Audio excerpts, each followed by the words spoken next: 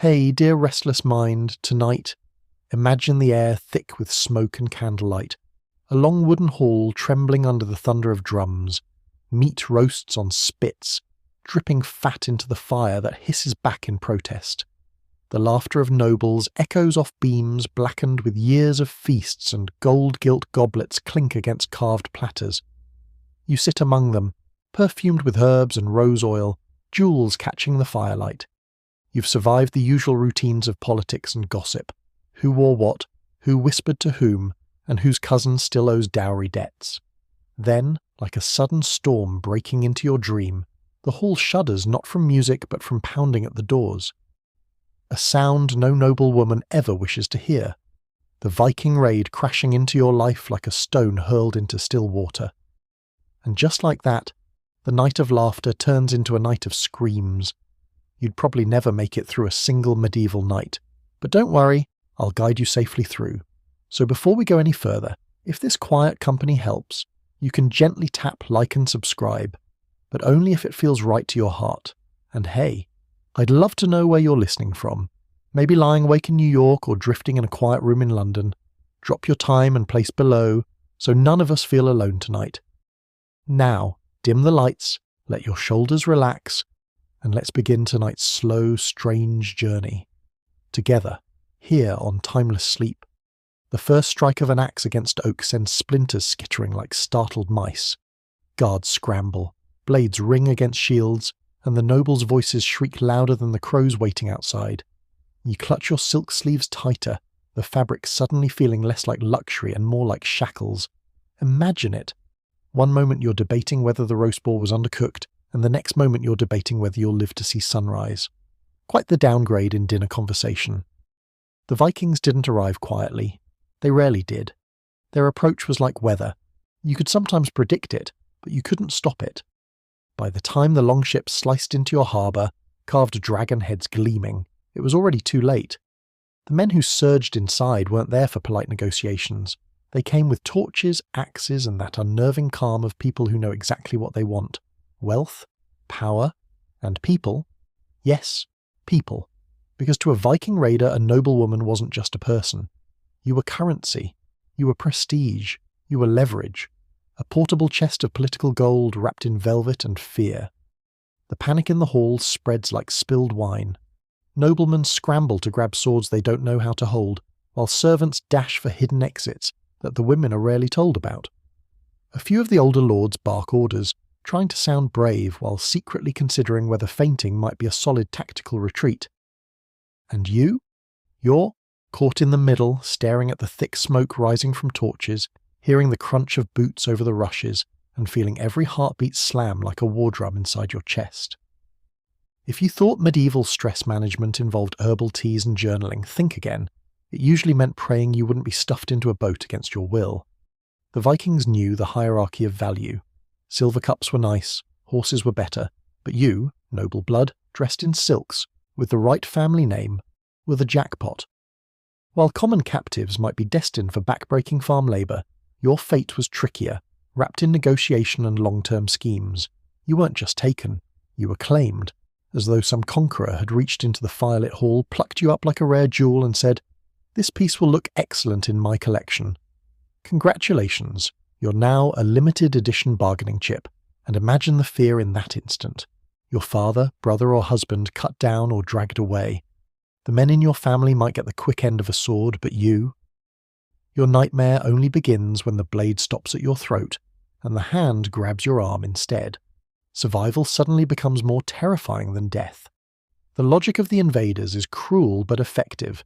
Kill the men, capture the women, destabilize the entire structure of a noble household.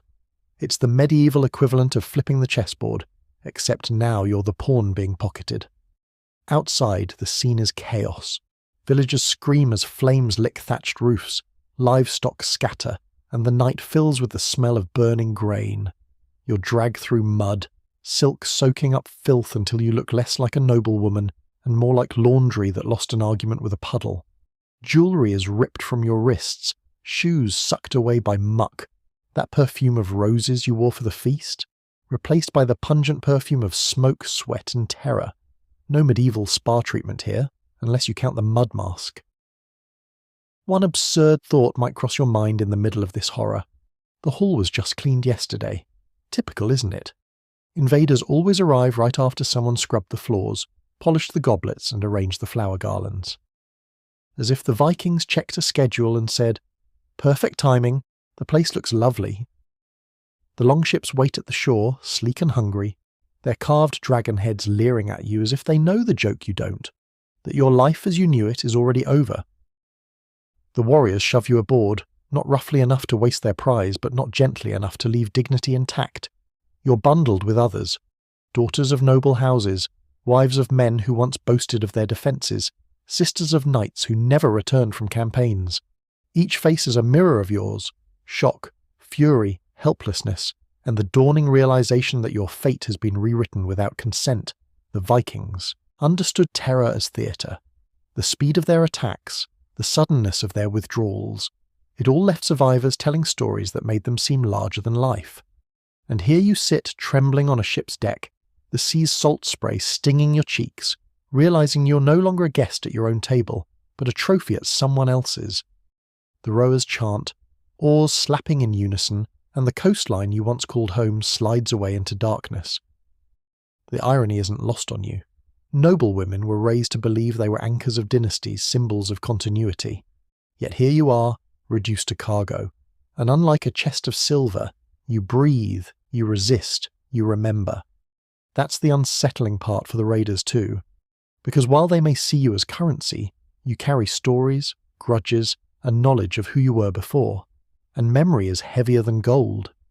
Some women screamed the whole way, others went silent, their eyes fixed on the horizon, refusing to give the conquerors the satisfaction of tears.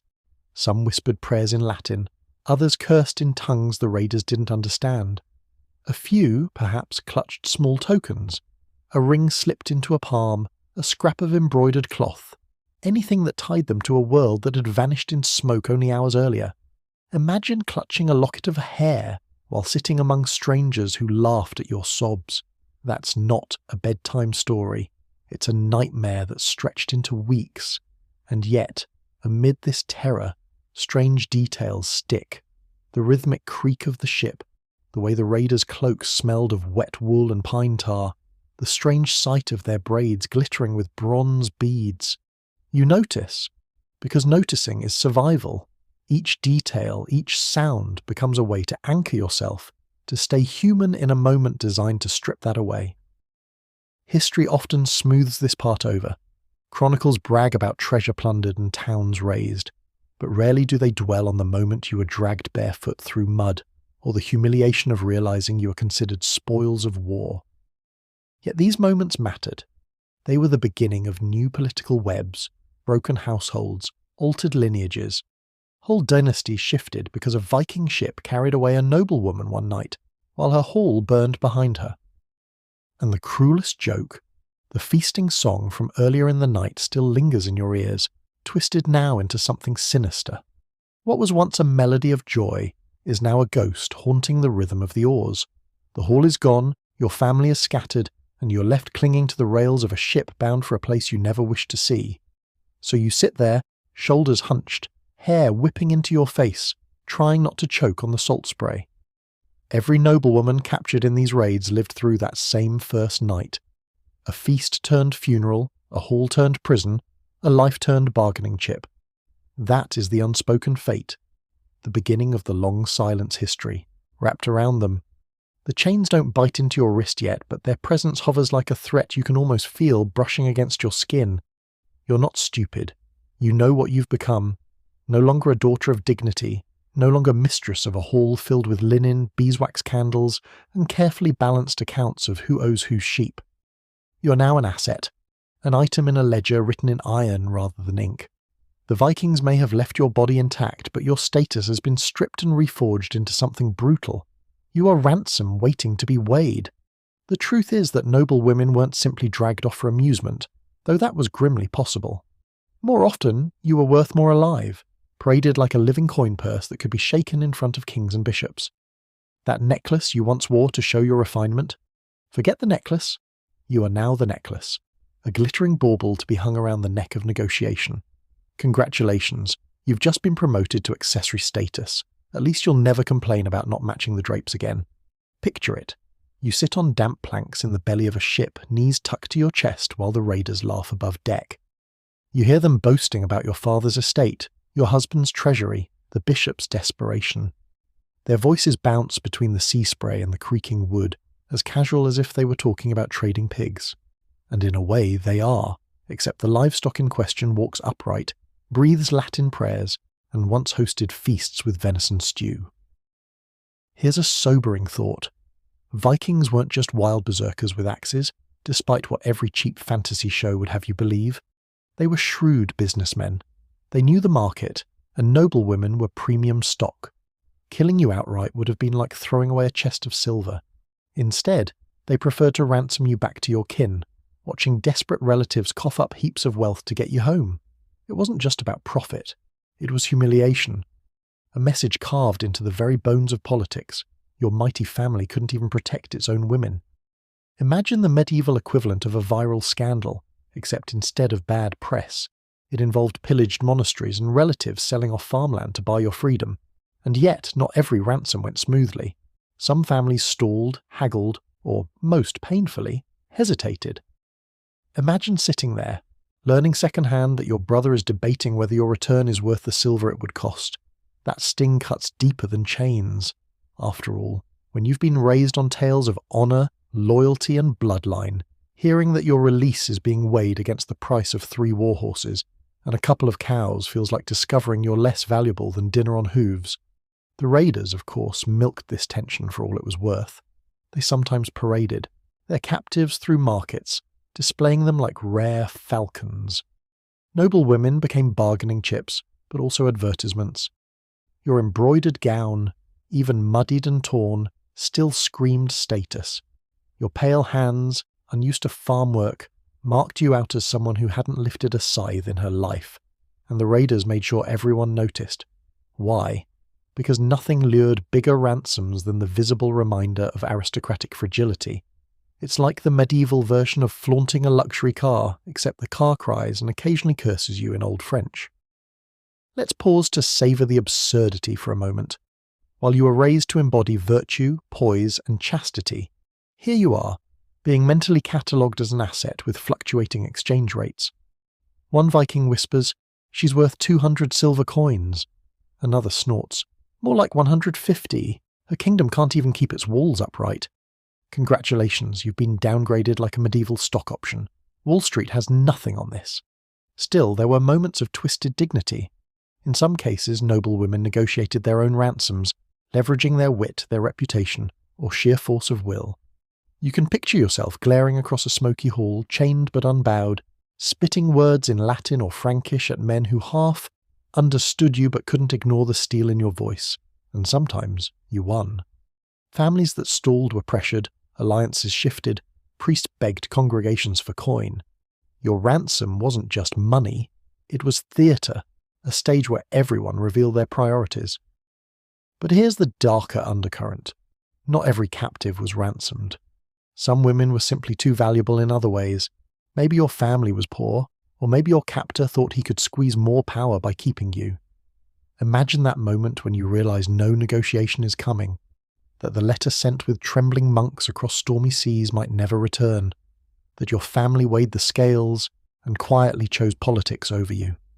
There is no lonelier revelation than discovering you were worth less than the treaties signed in your absence. And the Vikings, they noticed your despair. Some mocked it, some ignored it, but some, ironically, respected it. They admired resilience, even in captives. The woman who refused to weep, who sat straight-backed in the dirt, became a kind of grim trophy. She might not return home, but her name echoed in sagas, twisted into tales of proud queens who defied their captors even in chains. That's one of history's cruel tricks. Your strength became their story, not yours. Think about the practical side too. Chains weren't always iron. Sometimes it was rope, sometimes manacles, sometimes simply the looming presence of armed guards. The real binding wasn't physical, it was the knowledge that one wrong step meant disaster. Running invited arrows. Resistance meant being beaten, or worse. So you learned to calculate. when to remain silent, when to barter a word, when to glare so fiercely it brought you an ounce of respect. Medieval self-defense wasn't about daggers tucked in gowns. It was about psychological sparring, keeping yourself alive until fortune shifted, and fortune did shift. Sometimes your ransom was paid, and you were escorted back to your homeland in exchange for silver, weapons, or even hostages. Returning wasn't a fairy tale, though. Families often greeted you with suspicion, as if captivity had stained your honour. Forget therapy. You were expected to smile at banquets as though the months in chains were just a rough spa retreat. It's astonishing how quickly trauma was swept under the linen tablecloth. If you dared show anger, people whispered. If you stayed silent, they whispered louder. It seems the medieval world invented the art of blaming victims centuries before Twitter. But the cruelest irony? Many noble families kept the practice going. They paid ransoms for daughters while quietly preparing their own raids or alliances that would doom someone else's. It was a cycle of taking and being taken, of treating women as stakes in a game that never ended. And you, your chains clinking softly in the torchlight, knew this better than anyone. You weren't just one story.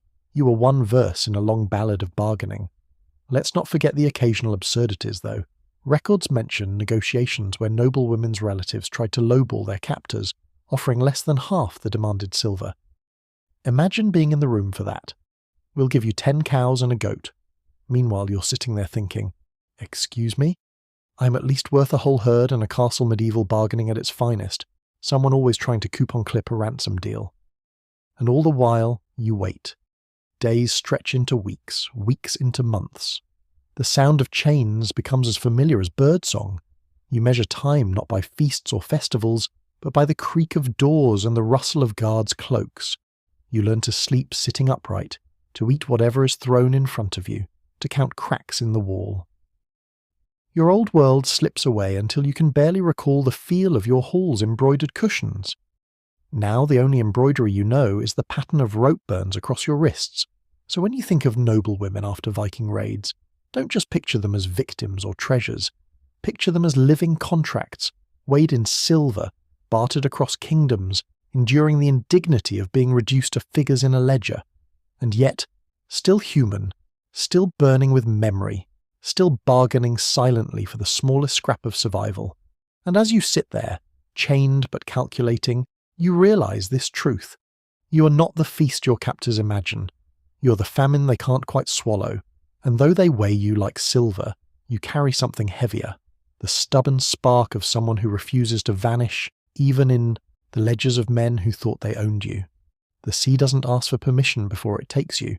It simply rises and falls beneath the ship, lifting you like a discarded rag and dropping you with a sickening lurch. Salt spray lashes your face until your lips crack, and the endless horizon mocks you with its indifference. You had grown up near rivers, maybe lakes, but this is not water you can tame. This is a living beast, and you're riding it against your will, bound toward a future as unpredictable as the waves themselves. If you've ever thought cruise ships were exhausting with their overpriced buffets and karaoke nights, just wait until you picture the Viking version. No music except groaning wood, no menu except dried fish, and no escape unless you fancy swimming back home with shackled ankles. Spoiler, you won't make it. You sit huddled with other captives, each of you wrapped in the same terror, though expressed differently. One woman sobs without pause, her tears mixing with salt spray until it's hard to tell where grief ends and the sea begins. Another is rigid, staring out at the waves, her knuckles white as she grips a splintered post for balance. And then there's the quiet one, the one who mutters prayers under her breath, as though a Latin hymn could anchor a ship built to carry nightmares. Everyone has a strategy. Cry, freeze, pray. Your own? You alternate between all three, a kind of emotional relay race with no finish line. The ship itself feels alive. The timbers creak and groan as though whispering their own saga, while the dragon-headed prow snarls at the waves like it's daring the ocean to misbehave.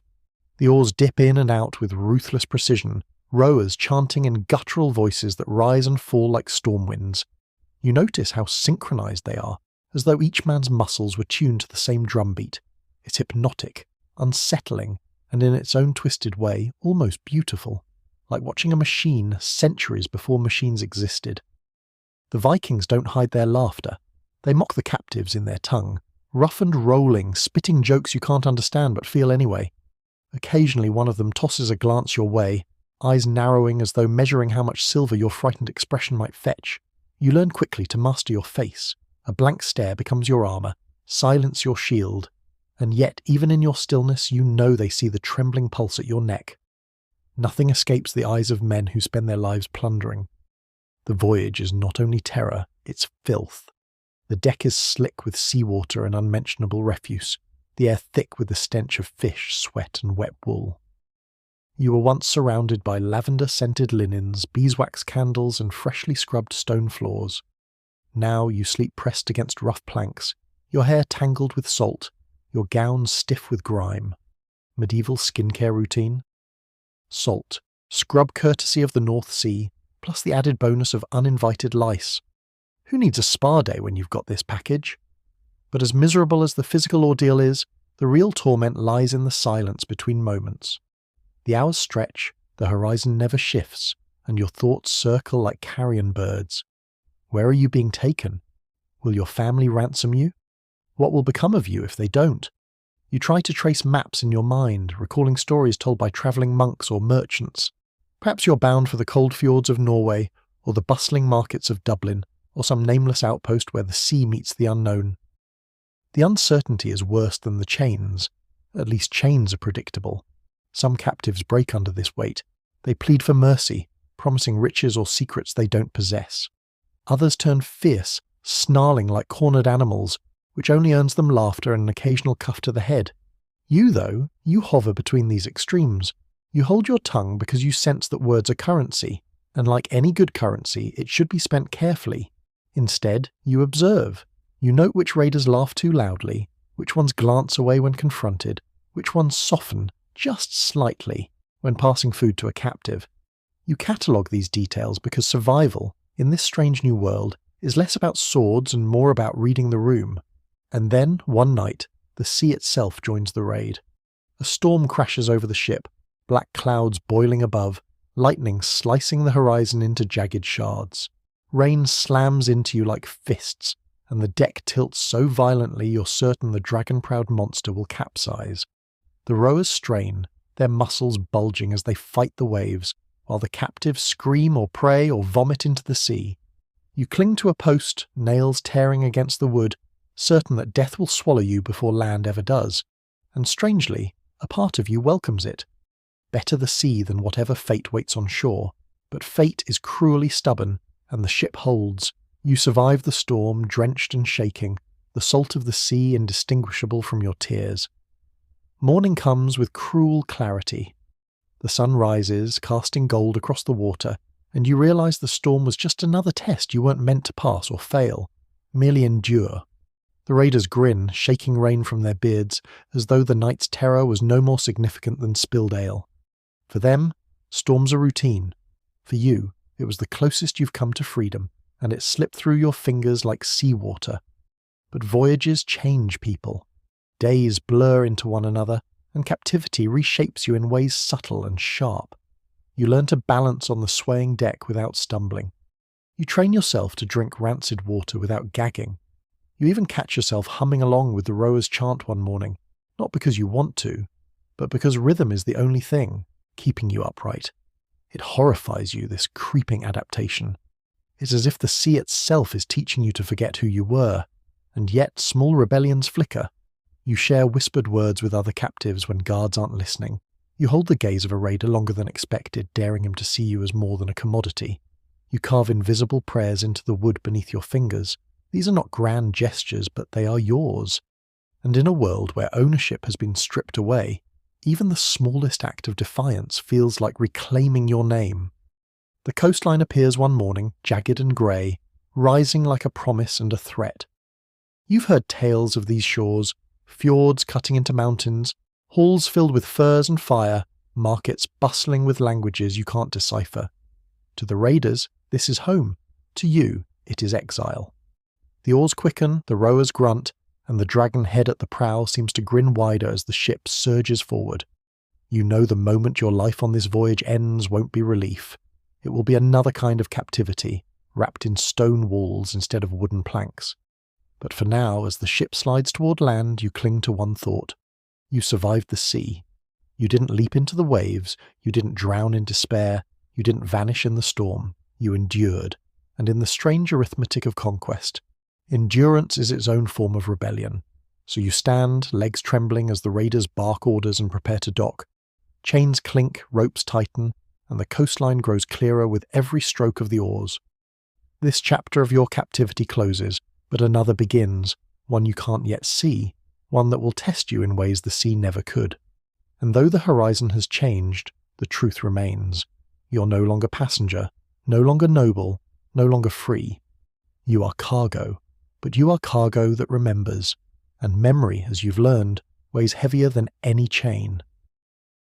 The shore arrives not with relief, but with a fresh shiver of dread. The ship grinds against wet sand, ropes creak, and shouts rise from the men as they leap overboard to drag the vessel higher onto the beach. For you, though, stepping off the longship is no triumphant return to land. It's an auction block waiting to unfold. You know enough from whispered tales to realize what happens next. Your life, once measured in feasts and alliances, is about to be measured in silver and speculation. If you thought family dinners were uncomfortable when your uncle brought up politics, imagine being introduced to strangers who debate your price like haggling over sheep. Spoiler: sheep usually get the better deal.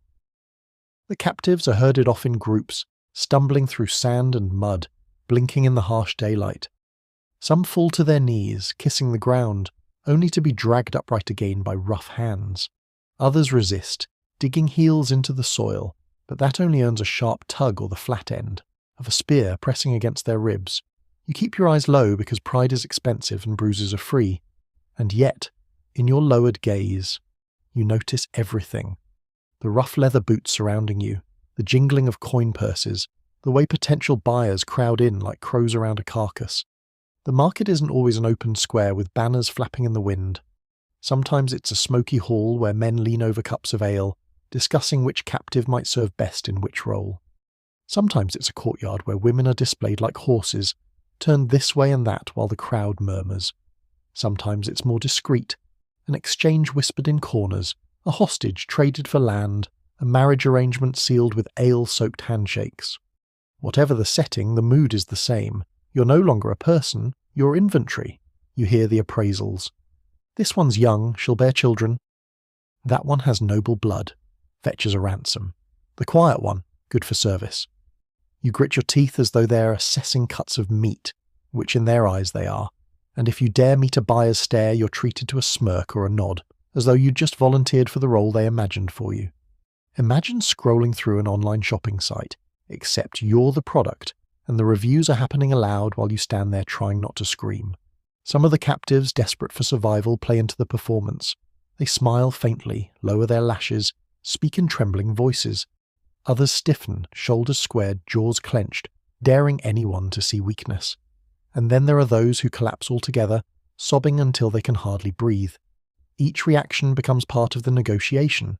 Resistance might raise your price. Buyers love a challenge. Silence might lower it. Nobody pays much for what looks broken. You, standing there, wonder which strategy your very survival demands. The Viking leaders understand the spectacle. They know how to frame a captive, how to whisper hints of noble lineage into the ears of eager men, how to remind potential buyers that a woman of status brings not just beauty or labour, but prestige. Owning a noble woman is like owning a relic, proof of your conquest, a trophy of your strength. And the higher you're standing, the more dangerous the transaction. Because you are never just yourself. You're your father's alliances, your brother's ambition, your husband's pride. Whoever owns you holds leverage against all of them. But there is another layer here, one the sagas rarely mention. Sometimes the negotiations are quiet, secretive. A nobleman from another land slips in pretending to browse horses, while his eyes flick toward you. A whispered word to the raiders, a discreet exchange of silver, and suddenly you're bundled away before the crowd even notices. Not every sale was a spectacle. Some were shadow plays, where you were the prize in a game too subtle for songs, the irony. Centuries later, historians would comb through records, puzzled over missing names and vanished lineages, never realizing those names had been traded away in smoky corners for sacks of coin. The indignity doesn't stop at negotiation. Imagine being made to display your hands, your teeth, your ability to walk in a straight line. Buyers want to know if you're healthy enough to work, to bear children, to last. You're paraded like a mare at auction, and any hint of defiance becomes another detail in the price calculation. You could almost laugh at the absurdity if it weren't your body they were tallying. Medieval self-esteem must have been an extreme sport, trying to hold on to dignity while someone prods your arm and says, "Strong enough to carry water but not clever enough to scheme." But the strangest part is how quickly life reshapes itself around this humiliation. Within days, or even hours, you might find yourself claimed. A chain passed into another man's hand, a mark made in a ledger, a verbal agreement sealed with spit and ale. You no longer belong to your captors, but to your buyer. Whether that means you're kept as a hostage, shoved into servitude, or forced into marriage depends on the bargain struck over your bowed head.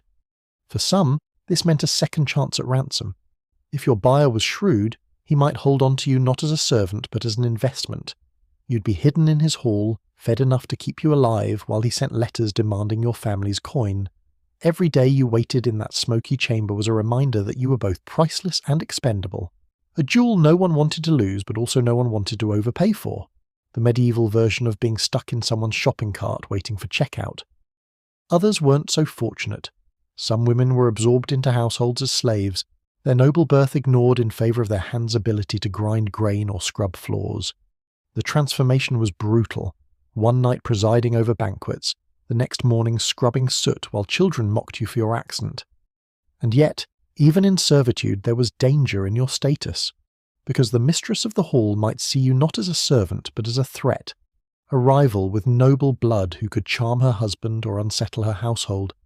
You became both less than human and too significant all at once, a paradox that left you vulnerable to cruelty. There were rarer cases still whispered in sagas. Some noble women became wives, even queens. Their value lay not in ransom but in alliance. A marriage between a captured noblewoman and a Viking chieftain could secure peace, bolster legitimacy, or even birth heirs that straddled two worlds. In these stories, women became bridges, or shackles, between nations.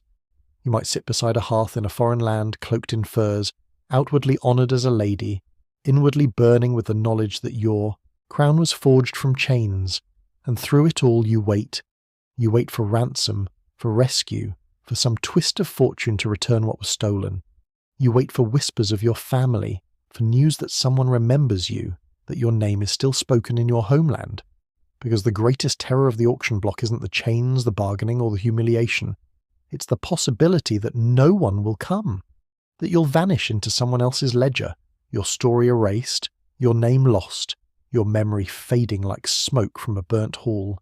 So when you think of Viking markets, don't picture them only as bustling hubs of trade in furs and amber. Picture the silent lines of women, eyes downcast, hearts racing, futures bartered in whispers. Picture the noblewoman who once presided over a hall of feasts, now standing barefoot in the mud, while men decide whether she's worth a few cows more or less. Picture the moment when her life, her lineage, her legacy, all of it, is reduced to a number muttered over ale. And picture her too, staring at the floor but secretly clinging to one unbreakable truth. She may be sold, traded, or hidden away, but inside she still remembers who she was before, and memory, though invisible, is a rebellion no buyer can ever truly own. The hall you find yourself in now is not your own, but it hums with a strange familiarity. Fire crackles in the hearth, smoke curls toward the rafters, and men sit on benches boasting over horned cups of ale. Yet everything here smells different. The tang of salt-dried fish instead of roasted venison, pine resin instead of incense, unwashed wool instead of rosewater. You sit on the edge of this foreign feast, neither servant nor guest, a puzzle piece jammed into the wrong board. For the first time, you understand the twisted fate of many noble women, dethroned in one land, remade as queens or concubines in another. Imagine being traded from chessboard to chessboard, except you're still the same piece. painted over in new colours whether you agree or not. Some women were formally married off, crowned beside their captors, and treated, at least outwardly, with honour. Others slipped into less official roles, companions or concubines whose power was whispered rather than acknowledged. The difference was often paper-thin, because both roles bound you to men who had once burned your hall, killed your kin, or dragged you screaming from your homeland. The wedding garland smelled of pine, but it was tied with ash. Your crown might gleam, but beneath it, your scalp still carried the memory of mud and chains. It's easy to think of queens as untouchable, but here, power was a negotiation. A captured noblewoman elevated to wife wasn't simply a victim, she was a tool of diplomacy. Marrying you meant tying your bloodline to theirs, legitimizing conquest, weaving you into sagas that claimed destiny rather than plunder.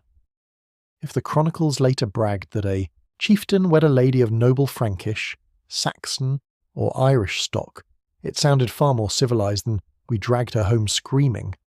History, after all, is the ultimate spin doctor. Imagine the wedding feast. Torches blazing, tables laden with smoked fish, dried meat, and barrels of ale rolled out like treasure. Your new husband toasts to the gods, his voice booming, while the hall roars with approval. And there you sit, forced to smile, pretending your new life is anything but a gilded cage. If you thought awkward wedding receptions in modern times were bad, at least no one there was clapping for the man who destroyed your hometown. But crowns have sharp edges, and sometimes you could press those edges back into the hands of your captors. History holds scattered tales of women who learned to bend influence, to whisper advice, to steer feasts and politics from behind veils of obedience. A queen's power was subtle. A suggestion here, a raised eyebrow there, a quiet reminder that your family's ransom might still be leveraged if you played your part carefully. Your survival depended on walking this razor's edge, knowing when to bow and when to let your silence thunder louder than any battle horn. Concubines lived in a different, murkier sphere. Their lives lacked official titles, yet their influence could be sharper, precisely because it was underestimated. A concubine could whisper in the ear of a chieftain drunk on mead, plant seeds of doubt, stir rivalries, or nurture alliances. Yet this influence was fragile, dependent on whims and moods, and could vanish the moment a new prize arrived from another raid. Imagine juggling knives while standing barefoot on ice. That's about the level of stability concubinage offered. For all this complexity, outsiders often judged these women harshly. Chronicles muttered about dishonour, sagas painted them as temptresses or pawns, while later generations either pitied or condemned them. Rarely did anyone pause to ask what choices they truly had. To be crowned was to survive. To become concubine was to survive. To bear children was to survive. Survival was the only throne most of these women could sit upon, even when the sagas pretended they sat on golden ones. Now imagine your own reflection in polished bronze, staring back at you during a feast. You see the silks they've draped around your shoulders, the silver ring forced onto your finger, the pale crown set atop your tangled hair. To an outsider, you look every inch a queen. But in your eyes, if you dare look closely, you still see the girl dragged through mud, the woman bartered in whispers, the captive carried across a stormy sea. You are two people at once, the dethroned and the enthroned, the prisoner and the queen. It's a split that no crown can ever mend, and then there are the children, born into this tangled knot of conquest and compromise. For a queen, a child is both shield and chain. Heirs secure your position, make you harder to discard, but they also bind you permanently to the bloodline of your captor. Every lullaby you sing is a reminder that your lineage has been rerouted. For concubines, children could be weapons or vulnerabilities, depending on the mood of the hall. Some were raised proudly as part of dynasties, others quietly erased, their names lost before they were ever spoken. And you hold your child, unsure whether to call him salvation or shackle. Of course, there were rare glimmers of reversal. A few women rose to positions where they weren't merely silent partners but active rulers, their influence shaping laws, alliances, and even raids. Sagas hint at such figures, though usually with suspicion, framing them as witches or manipulators rather than acknowledging their political skill. After all, medieval chroniclers weren't fond of women steering the ship, especially if it meant steering it away from the narrative they preferred. But whispers remain. enough to remind us that even chains can sometimes be melted down into crowns. Still, for every whispered story of influence, there are countless more of quiet endurance. You sit through feasts where men sing songs of conquest, pretending not to notice the lyrics are about the night they captured you. You tend to children whose very existence reminds you of loss. You smile when offered goblets of ale, hiding the bitterness that no amount of honey can mask. And all the while, you weave your own silent saga, a story not sung by skalds, but carried in your gaze, in your patience, in the memory you refuse to surrender. There's a cruel irony in it all. Back in your homeland, you might have been married off anyway, to a stranger, to cement a treaty, to balance accounts between families. Nobility was always a cage, gilded or not. But the Viking conquest stripped away the illusion of choice, leaving only the bare bones of survival. Your fate as queen or concubine wasn't so different from the fate your family might have planned. It was just delivered with fire and iron instead of parchment and ink. So you sit crowned but captive, honoured but erased, a paradox wrapped in fur-lined cloaks. Every toast raised in your name is also a reminder of the night your name was stolen. Every smile you force is both surrender and defiance, and though history may remember you as a wife, a queen, or a nameless concubine, you remember yourself as something else entirely, a survivor carved from the ashes of conquest. And as the hall roars with laughter and the skald begins to sing, you lean back against the carved chair, your gaze steady, your heart stubborn. For though they may claim you as queen or concubine, they will never own the fire that still smoulders, quiet but unbroken, behind your eyes. The feast dies down, the torches gutter, and the night settles heavy over the hall. For a moment the crackle of the hearth is the only sound, as though even the walls themselves are listening. You sit in your place, neither holy guest nor holy prisoner, aware that the conversations swirling around you are shaping destinies. Not just yours, but entire villages, even kingdoms. Because here is the unspoken truth. After the raid, after the ransom, after the auction block, noble women became living treaties. Silent alliances stitched together with vows and veils instead of parchment. Marriage in this world is less about love and more about leverage. You're not a bride in the modern sense, fluttering heart, sweet blush, slow dances under lanterns. No, you're a chess piece strategically moved across the board. Each union is meant to anchor fragile truces, to seal peace where steel and fire once ruled. When a Viking chieftain takes you as his wife, it is not only about household, heirs, or hearth, it is about binding your bloodline to his, preventing your kin from launching vengeance, forcing two rival powers to sip ale together instead of sharpening swords. You, quite literally, become the rope that ties two warring ships together, though, of course, ropes often snap. Imagine the wedding ceremony. It may be modest, with little more than a circle of stones, the scent of pine needles underfoot, and chants lifted to gods who are not your own.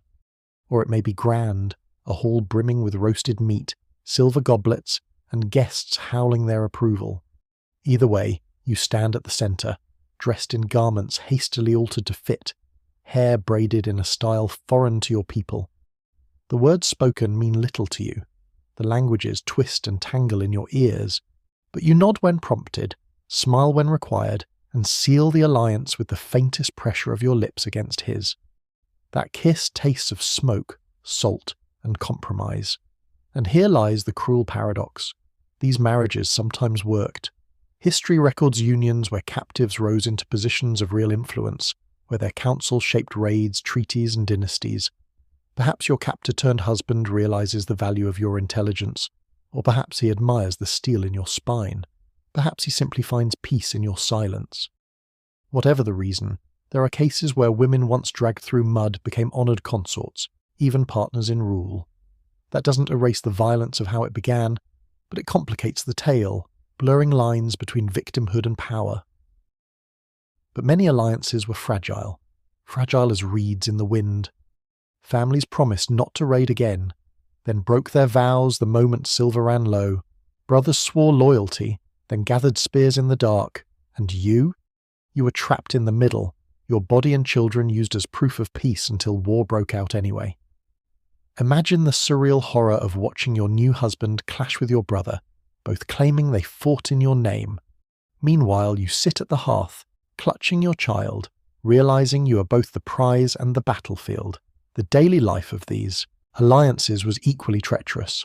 As a new wife, you might be offered furs, a carved seat in the hall, even servants of your own. But those gifts come with eyes on your every move. You are a foreigner, a reminder of both triumph and threat. The other women in the household might treat you with suspicion, whispering that you're a spy, or worse, a usurper. Your accent becomes an easy target, your customs mocked. If you spill ale clumsily, it is not just a mistake. It is proof, in their minds, that you don't belong.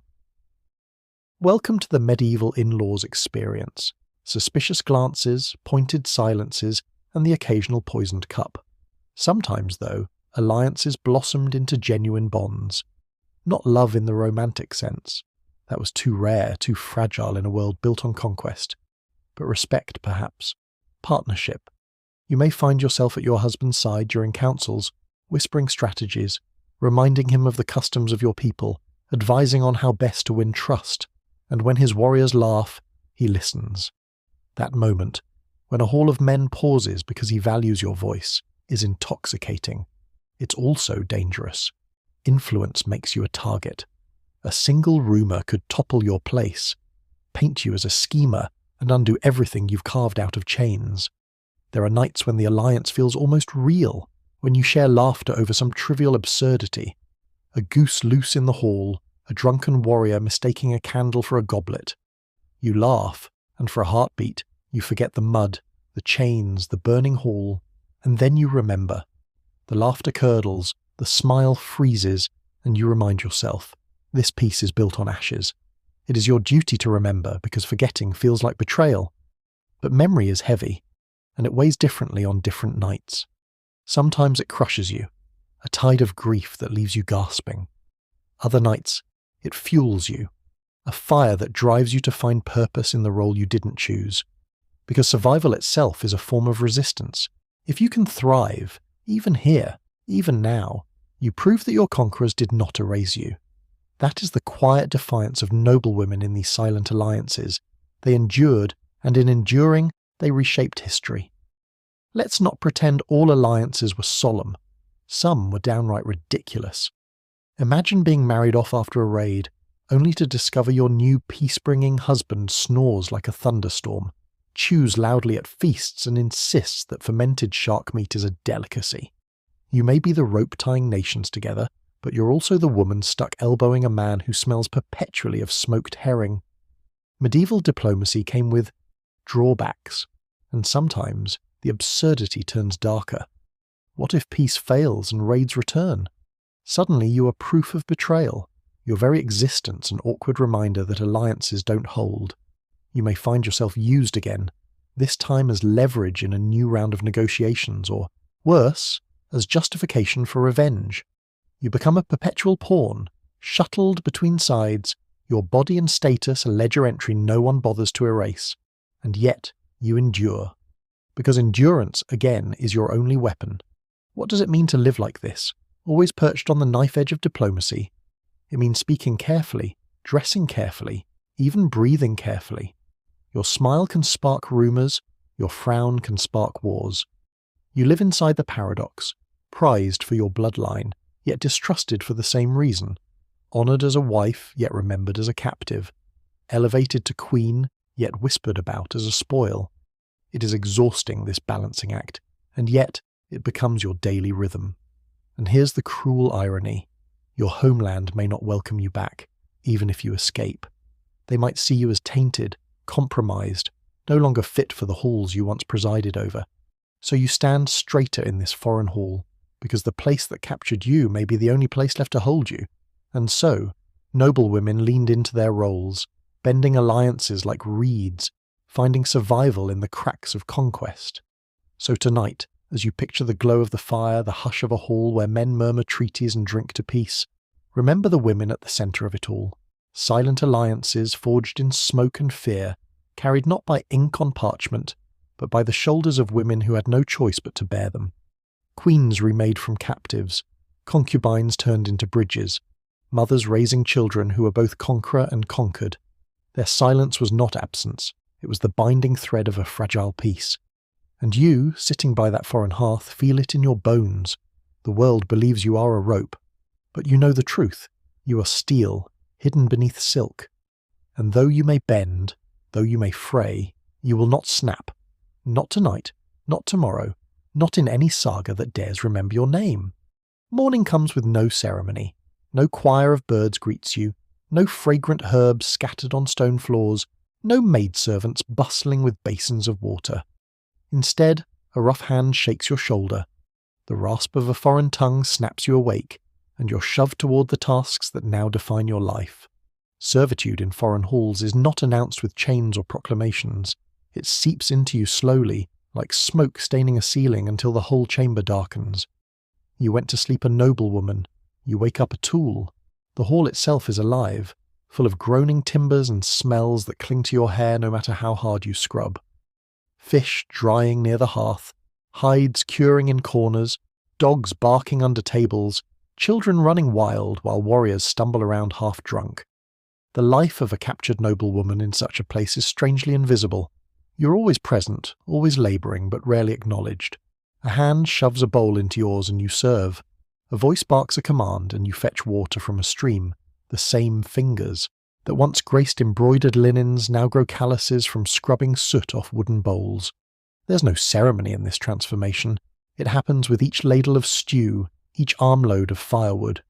The work itself is endless. Fetching water means trudging through mud in shoes that barely fit, carrying buckets so heavy they bruise your shoulders. Preparing food means gutting fish until your fingers stink for days, chopping turnips until the knife leaves blisters. Cleaning means crouching until your back screams, scraping grease off benches while drunken men stumble past and spill more. And when the day is done, you sleep not in a feather bed, but on straw that smells faintly of mould and animals. It's not the sort of straw from nativity scenes, all golden and quaint. No, this straw pokes holes in your skin and makes you itch until your dreams crawl with invisible insects. And yet, in the midst of it, you find absurd moments of humour, because survival requires laughter even if bitter. Imagine trying to carry a cauldron so heavy that it wobbles like a drunken goose, only for the handle to snap and spill stew all over the warrior who demanded it. He rages while you suppress the smile curling at your lips, or the time you trip over a dog sprawled across the threshold, sending a bucket of water straight onto the mistress of the hall's new fur cloak. No one sings sagas about these moments, but for you they're small victories, the universe reminding you that even prisoners get to see the mighty slip on their own arrogance. But the humiliations outnumber the small triumphs. Servitude strips you of your name first. They call you girl, or slave, or worse, some mocking version of your homeland's tongue. You cling to your name in your thoughts, whispering it to yourself at night like a prayer, because speaking it aloud earns a slap or a laugh. Identity, you realise, isn't only in crowns and titles, it's in hearing your name spoken with respect. Without it, you become a shadow. Then comes the suspicion. Every move you make is watched, not because you're valued, but because you're distrusted. Carrying bread to the table, someone mutters you might poison it.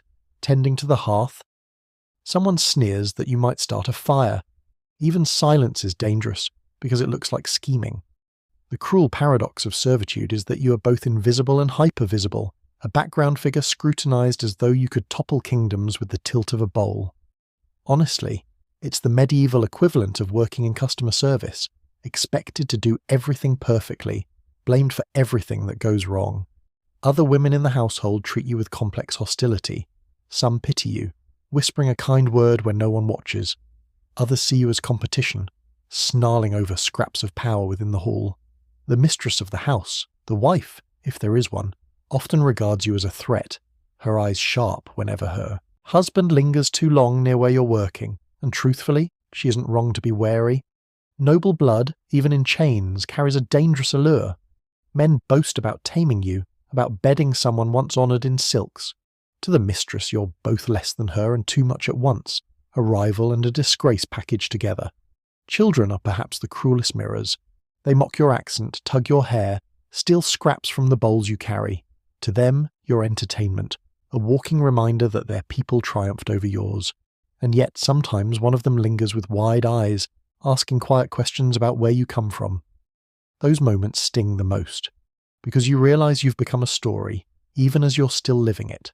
The captured noblewoman, reduced to servant, now an object of curiosity in the imagination of children who will grow up never doubting their right to own you. And then there are the nights. When the hall is loud, it is easy to disappear into the chaos, but when it quiets, when the fires die low and shadows stretch long, you're left with yourself. Exhaustion pulls at your bones, but sleep rarely comes easy. Memories replay. The hall burning, the ship's storm, the auction whispers. You lie awake, the straw pressing into your back, staring into darkness that feels heavier than daylight's labour.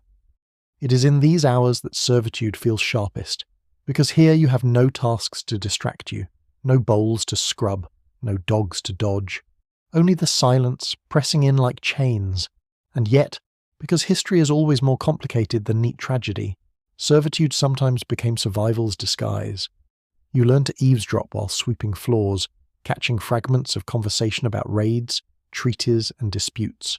You learn which warriors boast too much when drunk, which leaders hesitate before making decisions, which servants carry gossip between chambers. Servitude, ironically, gives you access. You're invisible enough to be ignored, but close enough to overhear. It's a delicate balance. Too quiet, and you vanish completely. Too bold, and you're punished. But in that in-between, you build a secret arsenal of knowledge. Some women even turn servitude into subtle influence. A whispered suggestion here, a carefully timed silence there, an extra ladle of ale for the warrior whose mood you wanted softened. Small gestures that ripple outward, shaping feasts and councils in ways no one notices until later. It's not power in the grand sense, not crowns or thrones, but it's the kind of power that can keep you alive, or even carve out space for others like you. The irony is bitter. Chains can sometimes be woven into nets strong enough to catch opportunity. And always, you carry memory. Memory of halls filled with song, of gardens heavy with herbs, of laughter that wasn't cruel. You polish those memories in your mind like stones in a pocket, smooth from turning them over, again and again. Because if servitude teaches you anything, it is that survival is not just about keeping breath in your lungs. It is about keeping identity alive in a world determined to scrub it out of you. There are days when you wonder if the sagas will remember you at all. Most likely not.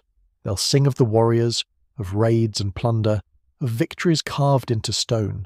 They'll forget the women in the background, the ones grinding grain until their hands bled, the ones tending fires until their hair reeked of smoke, the ones carrying water until their backs bent. But forgetting doesn't erase. You live, you endure, and in the quiet rhythm of servitude, you carry a truth the sagas can't contain, that the real victories of history are often the ones no one bothered to write down. And so, as you kneel by the hearth, scraping soot, sweat trickling down your spine, you remind yourself silently, this is not the sum of you. This is a chapter, bitter and long, but not the whole book. They may strip your name, your silks, your crown, but they cannot strip the story that lives inside your silence. And one day, whether whispered in the ear of a curious child or carried in the gaze of another captive across the hall, that story will outlive even the men who thought they owned it. The hall smells different on days of ritual. The ordinary stench of fish, sweat, and smoke is drowned by the acrid sweetness of burning resin and herbs. Voices hush as though the very rafters lean closer to hear. You stand to the side, hands folded, heart thudding as you realize you're about to step into yet another layer of transformation, the veil of conversion. Because for captured noblewomen, the fate of the soul was often as contested as the fate of the body. You're not only a servant, not only a prize, not only a wife or concubine, you're also a battleground between gods. Picture it. You were raised with the sound of church bells, the scent of frankincense curling through stone chapels, the solemn chant of priests intoning in Latin. Now, you're thrust into ceremonies where men smear blood on stones, lift drinking horns to Odin, and carve runes into wooden idols. The clash is dizzying. One world promised salvation through suffering, the other glorified triumph through strength. Both somehow expect you to kneel. It's the medieval version of being forced to switch streaming services. You don't want to, but suddenly everyone around you is binging a different show, and you either watch or get left behind. The conversion wasn't always one way. Vikings themselves were shifting during these centuries, brushing against Christianity through raids and trade. Some chieftains clung fiercely to Thor's hammer, while others wore crosses alongside their runes, hedging their bets with both heaven and Valhalla. And in the middle of this messy transitional landscape stood women like you, captured nobles whose faith was both weapon and vulnerability. If you converted, it could make you more acceptable, smoothing alliances, easing suspicions. If you refused, it could harden your captor's resolve, marking you as a stubborn outsider, too proud for your own survival. Either way, your soul became another bargaining chip in the game of conquest. Sometimes conversion was forced. You might be marched into a stream, icy water numbing your bones, while a priest or a pagan leader mutters words you barely comprehend. A cross pressed into your hand, or a hammer amulet hung around your neck, whichever faith currently dominated the hall. Imagine trying to reconcile this with your upbringing. The sacred vows you once whispered in candlelit chapels now echoed in a smoky hall filled with laughter, as men cheered not for God or gods but for their own power. Baptism as spectacle, ritual as theatre. Other times conversion was subtler, almost insidious. It wasn't about ceremony, it was about survival.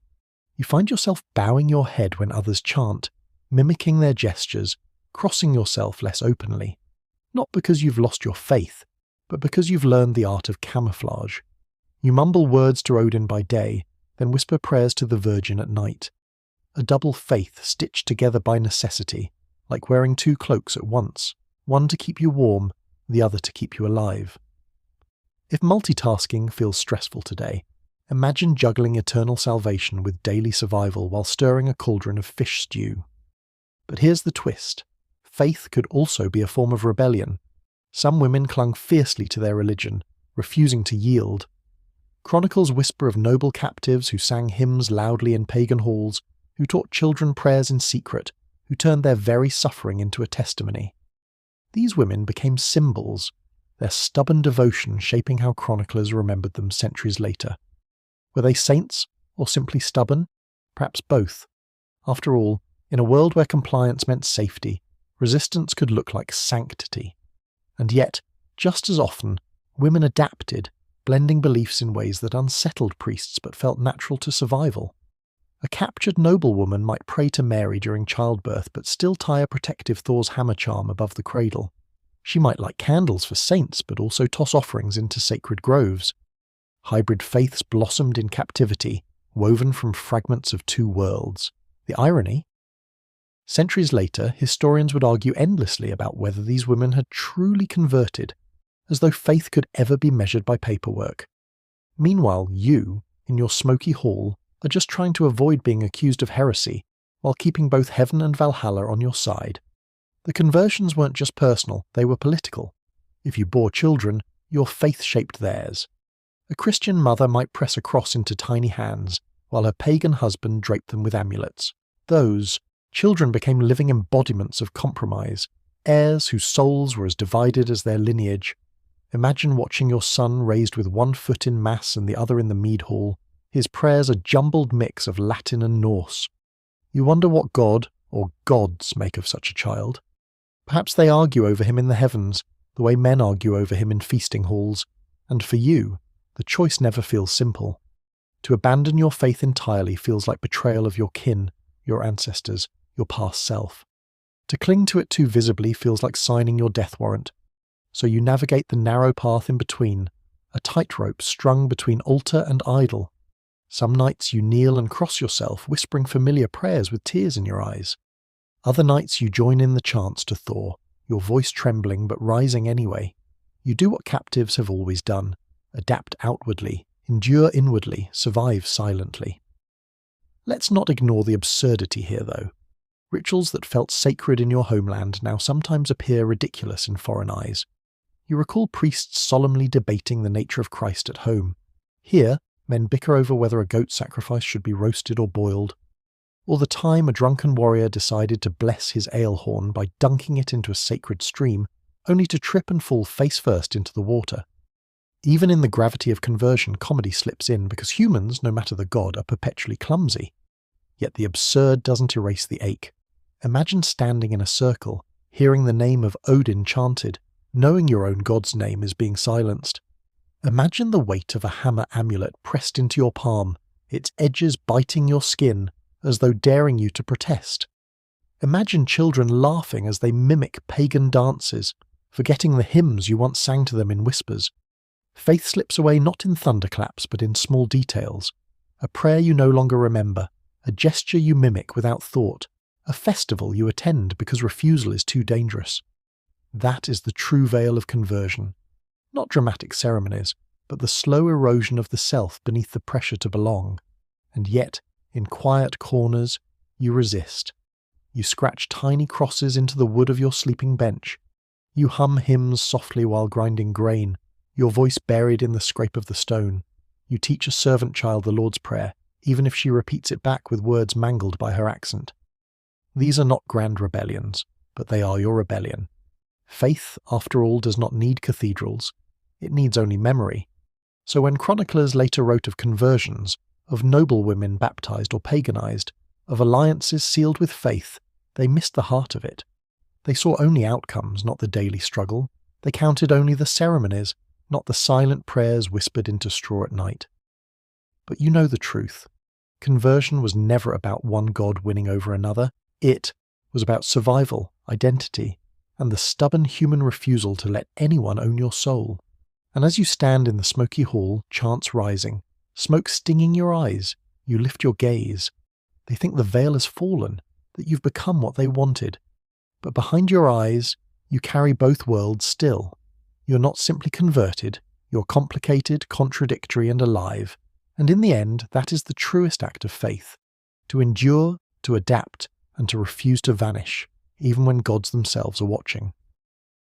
The hall quiets after the rituals, but inside your chest the noise continues. There is a hum, a low ache, as though your very name is echoing somewhere far away, calling back to you, and you cannot answer. Because the cruelest theft of all is not chains, not labour, not even forced conversion, it is the loss of identity. Noble women taken after Viking conquests often suffered a second captivity, lost languages, lost names. It is one thing to have your body owned. It is another to feel your very self slipping through your fingers like sand, until even you can't remember the sound of who you once were. At first you fight against it. You speak your tongue in whispers, rolling the syllables on your lips even when no one understands you.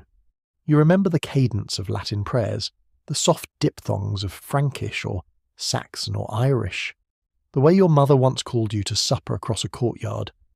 Language is memory's backbone. Every phrase is a bead on the string of who you are, but soon you notice the blank stares, the mocking laughter, the impatience when you stumble through words no one here bothers to learn. Communication becomes survival, and survival demands compromise. So you begin speaking theirs, haltingly at first, then with growing fluency, and each time you trade your tongue for theirs, you feel a small piece of yourself vanish. It is subtle at first. You ask for water in their words, you soothe a child in their tongue, you curse under your breath the way they do, the phrases feeling strange but strangely satisfying in your mouth.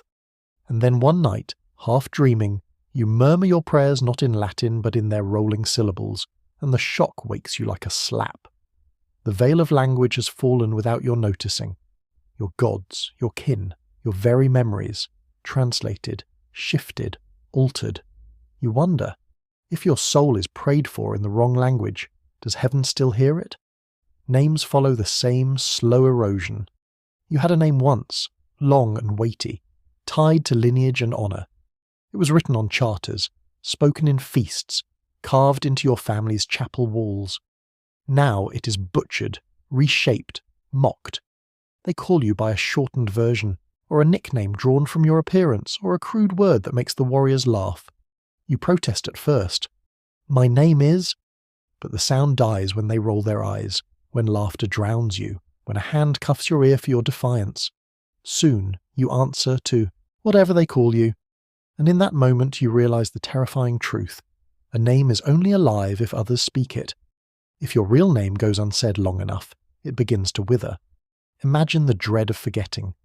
You whisper your name to yourself at night, repeating it like a mantra as though afraid it might slip away while you sleep.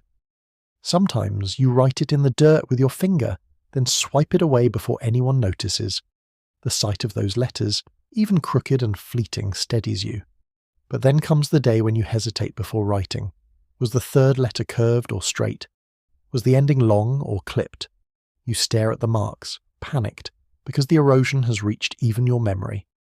That is captivity's deepest cut. Not the loss of freedom, but the loss of self. This stripping of names was not accidental. It was deliberate. Vikings, like many conquerors, knew that identity is power. Strip a person of her name, her tongue, and she becomes easier to command. She no longer carries the weight of her lineage. She becomes malleable, clay to be reshaped into wife, servant, or concubine. The sagas rarely mention this cruelty, but you know it in your bones. Conquest doesn't end at the shore. It continues in the silence that swallows your language. And yet, because survival is stubborn, traces of your old self linger. In moments of exhaustion, you mutter a childhood rhyme under your breath, the words strange but comforting. In rare snatches of privacy, you speak your true name aloud, just to remind yourself it exists. You clutch it like a jewel hidden in a pocket, invisible to others but heavy with meaning. And sometimes you pass it on. Perhaps you whisper your name to another captive, asking her to remember it if you cannot. Perhaps you murmur it into the ear of your child, hoping that even if your tongue forgets, your bloodline will not. The children, of course, complicate this further. Born between two worlds, they carry names that straddle both. Perhaps your son is given a Norse name, hard and sharp, while you secretly call him by the softer one you had chosen in your heart. Perhaps your daughter answers to both, switching depending on who speaks. They grow up speaking two tongues, weaving them together in a way that unsettles you. For them, identity is fluid. For you, it is fracture. They will never know the weight of what you lost, because for them there is no before, only now.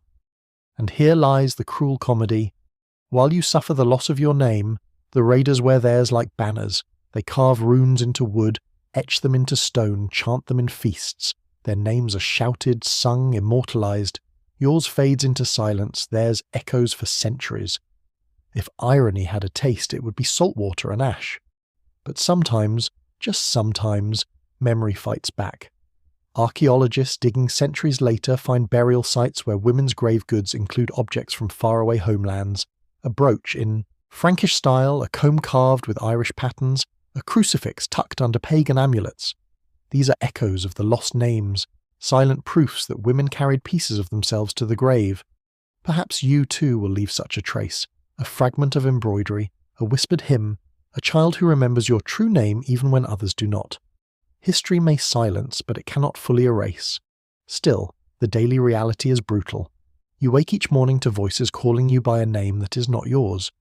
You answer, because refusal brings pain. You speak their tongue, because silence brings suspicion. And every time you do, you feel the gap widening between who you were and who you are. It's like staring into a mirror that slowly blurs until you no longer recognize the reflection. You wonder, if you forget your own name, does that mean you cease to exist? Yet amid the dread, humour sneaks in. Once, a drunken warrior slurs your name so badly that it accidentally resembles a word in your own tongue. You laugh, out loud, uncontrollably, for the first time in months. The hall stares, startled, before joining in the laughter, unaware of the private joke they've given you. For a moment you reclaim a fragment of yourself, hidden inside the absurdity. Survival, it turns out, is equal parts endurance and sarcasm. So when history remembers these women as nameless, faceless captives, you know the truth is sharper. They were women who whispered their names into straw at night, who clung to scraps of language like relics, who mourned the slow erosion of identity yet refused to vanish. Their silence was not emptiness, it was defiance. Their lost names were not forgotten. They were buried like seeds, waiting to be unearthed centuries later. And as you lie down tonight, straw pricking your skin, you whisper it again, your true name. You speak it softly, urgently, as though the walls themselves might conspire to erase it. You press it against your lips like a prayer, like a secret, like a weapon. Because though conquest may take your hall, your kin, your crown, It will not take the last syllables of who you are, not while you breathe. The hall grows louder when children are involved. Their shrieks echo off beams, their laughter cuts through the droning of old warriors, and their small feet scatter rushes across the floor faster than any servant can sweep them. For you, each sound is both comfort and curse, because whether you bore them yourself or simply watch them grow in this foreign household, children of two worlds become the starkest reminder of how conquest reshapes everything. They are not merely children. They are futures wrapped in fragile skin, heirs whose veins carry both conqueror and conquered, whose very existence unsettles every feast, every counsel, every prayer. Imagine cradling an infant whose eyes mirror yours but whose name rolls in foreign syllables. The raiders beam with pride, lifting the child high before the hearth, declaring him heir, proof of alliance, proof of conquest. To them, he is victory swaddled in wool. To you, he is both joy and grief. You trace the curve of his cheek, remembering lullabies from your homeland, but when you hum them softly, he squirms, preferring the harsher chants his father sings. It is not rejection. It is simply what he knows. And that truth slices deeper than any blade. Children born of these unions lived precarious lives. Some were embraced fully, raised to inherit wealth and power, their dual heritage spun into a tale of strength. Others were treated with suspicion, reminders of uneasy alliances, tolerated but never truly accepted. The sagas, with their fondness for glorifying bloodlines, occasionally mention these children, usually to highlight their heroic deeds or infamous betrayals. But you, sitting beside a cradle in the quiet hours, know the reality is far messier. These children carried every tension of the household in their tiny fists. Take the daughters, for instance. They often bore the sharpest weight. A girl of mixed blood was a bargaining chip, even sharper than her mother. Raised in her father's hall, she might be married off to cement alliances, her lineage touted as proof of both noble and foreign ties. Yet she also carried whispers behind her back, questioned by those who distrusted the other half of her blood. Imagine growing up in a hall where your value is calculated not in who you are, but in how many spears your marriage might silence. Childhood games with wooden dolls fade quickly when every glance reminds you that you are already a tool in someone's political chest. Sons faced their own complexities. Some were celebrated, trained as warriors, their heritage moulded into a story of strength. He has the courage of his father and the cunning of his mother's people, the skalds might sing. But behind the verses lay unease. Was he loyal to the hall of his birth? Or would his mother's kin pull at him like a tide? Every raid, every treaty, every quarrel over land could reignite those suspicions. A child could be both heir and hostage in the same body, loved one day and distrusted the next, and you, their mother, were caught in the impossible task of teaching loyalty to a world that tore itself in two. Daily life with these children carried moments of unexpected tenderness. You watch your son chase dogs through the courtyard, his laughter echoing, oblivious to the weight of his bloodline.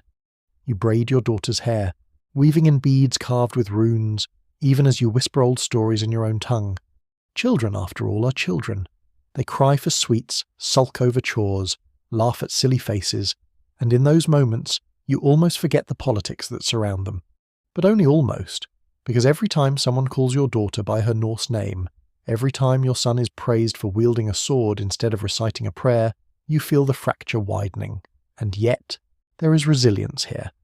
These children learn to move between worlds with a fluidity you can never master. They slip between languages as easily as stepping across a stream. They absorb customs, switching gestures depending on who watches. They grow up knowing how to bow to both cross and hammer, how to feast in silence at one table and shout with laughter at another. Where you see fracture, they feel fusion. What feels to you like erasure feels to them like expansion. It's enough to make you wonder if survival sometimes means becoming something entirely new. Of course, humour finds its way in too. Imagine the scene. Your child, still small enough to mispronounce half his words, tries to impress his father by shouting a Viking war cry. It comes out garbled, more squeak than roar, and the hall erupts in laughter. Even the sternest warriors double over, tears in their eyes. Your son beams, convinced he has won glory, while you sit quietly, half proud, half heartbroken. It's ridiculous, it's tender, it's absurd, and it's your life now. Parenting in captivity, equal parts comedy and tragedy. But children also bring sharper dangers. Rivalries within the hall sometimes spill onto them. A jealous wife may treat your child coldly, reminding others that he is tainted by foreign blood. Cousins may exclude him from games, sneering at his lineage. Even within your own household you see the divide. Children who belong fully to this hall versus children who straddle two worlds.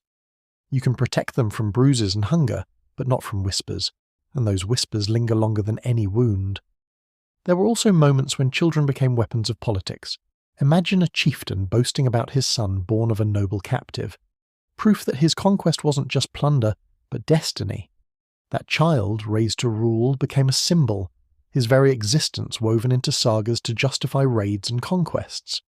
Other times, a child might be sent away, fostered in another hall as a hostage, proof of loyalty demanded and displayed.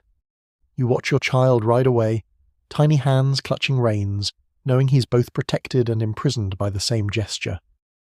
And then there are the rare, whispered tales of children who return to their mother's homeland, perhaps ransomed, perhaps stolen back, perhaps fleeing on their own. These stories always end ambiguously. Did they find belonging, or were they forever strangers? Imagine stepping back into the land of your mother, speaking her tongue clumsily, bowing at altars you barely recognize. For those children, identity is not a tether but a storm. For you, the hardest part is knowing that memory is uneven. You remember the halls of your youth vividly, the scent of herbs, the glow of candlelight. Your child, born here, never will. They will call this smoky hall with its barking dogs and drunken feasts home. When you tell them stories of your homeland, they smile politely, but their eyes glaze.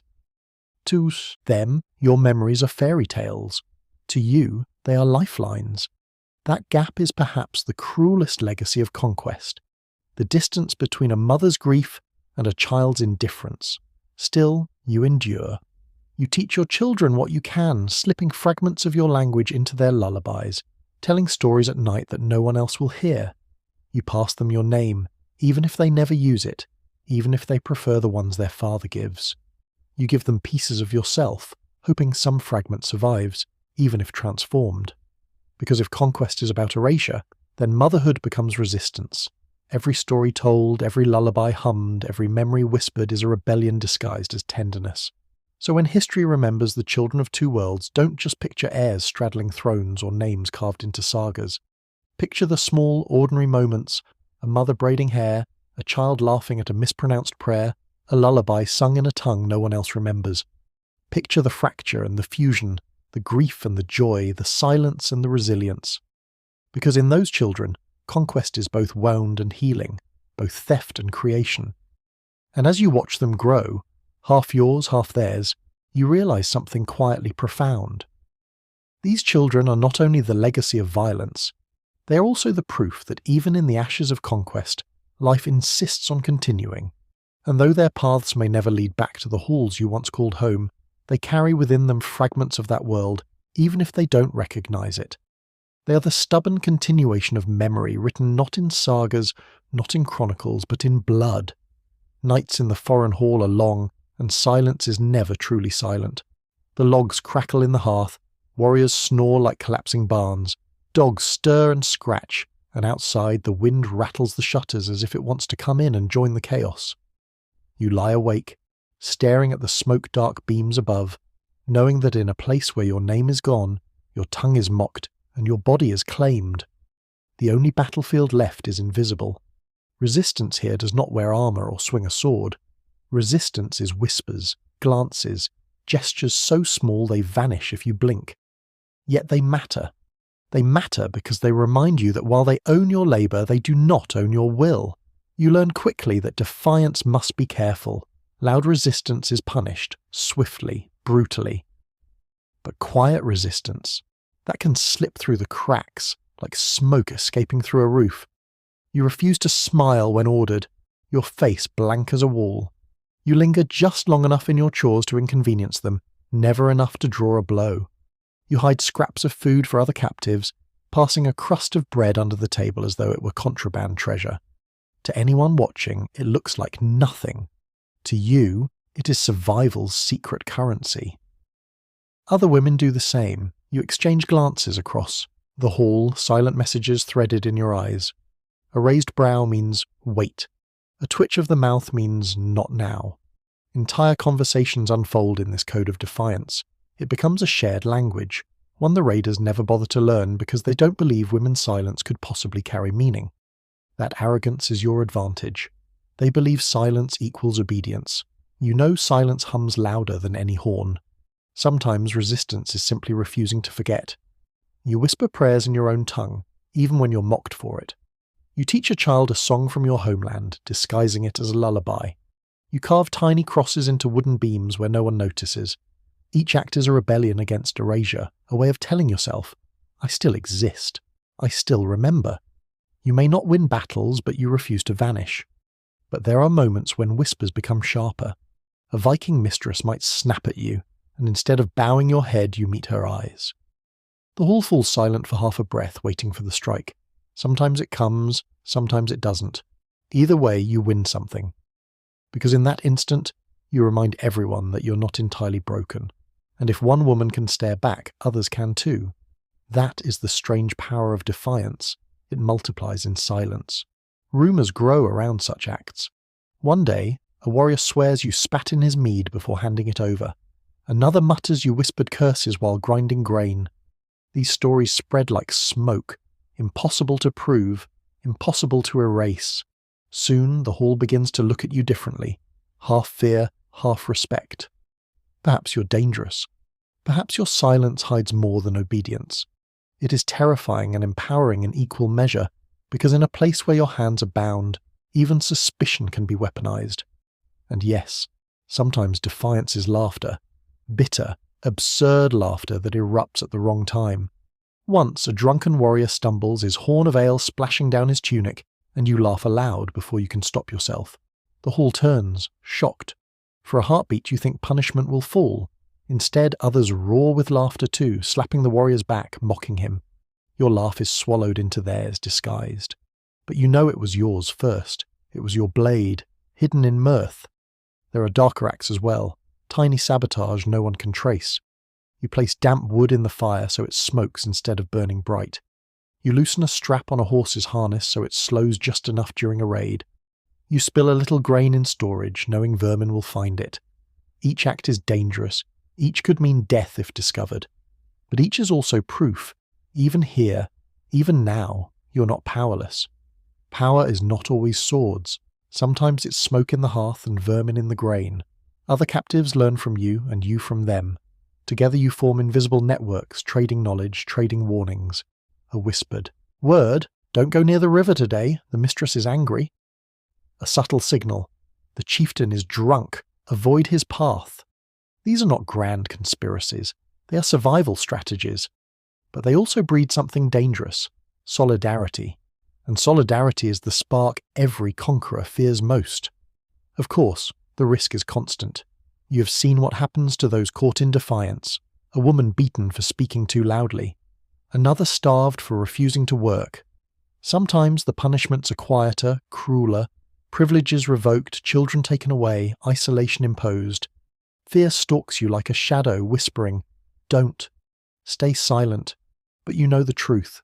Total silence is death of another kind, and so you balance, always balance.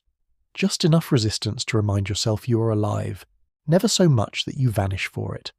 In this way, resistance becomes routine. You pour ale with steady hands, but your eyes flicker with meanings only other captives understand. You scrub floors until your arms ache, but in your head you sing hymns from home. You stitch garments for your captors, but you sew patterns only you recognize, symbols from your childhood, woven into hems where no one notices. These are your victories, invisible but real. Historians rarely record such acts. Chronicles mention battles, treaties, ransoms, but not the woman who hummed a forbidden hymn while sweeping, not the servant who carved her name into a beam hidden beneath soot, not the captive who passed bread under the table. Yet these moments mattered. They were resistance made ordinary, rebellion stitched into daily life. Quiet acts that said, you do not own all of me. You never will. And yes, sometimes resistance is simply endurance itself. You keep breathing when they want you broken. You keep remembering when they want you erased. You keep whispering when they want silence. That too is defiance, the refusal to let them finish the story they tried to write for you. Imagine yourself now, sitting by the hearth after a long day, hands raw, back aching, but eyes steady. A warrior passes, sneers, mutters something cruel. You do not answer. You do not bow. You simply keep your gaze fixed on the fire. The moment passes, but inside you, something hard and unbroken glows like the coals. That is your rebellion. Not loud, not glorious, not sung in sagas, but real, burning and unyielding. And when you finally lie down on the straw, whispering your name to yourself one more time, you realize resistance does not always roar. Sometimes it is no louder than breath. Sometimes it is no brighter than an ember. But embers, given time, can burn down halls. Escape. The very word beats in your chest like a second heartbeat, a rhythm you never silence no matter how many years pass.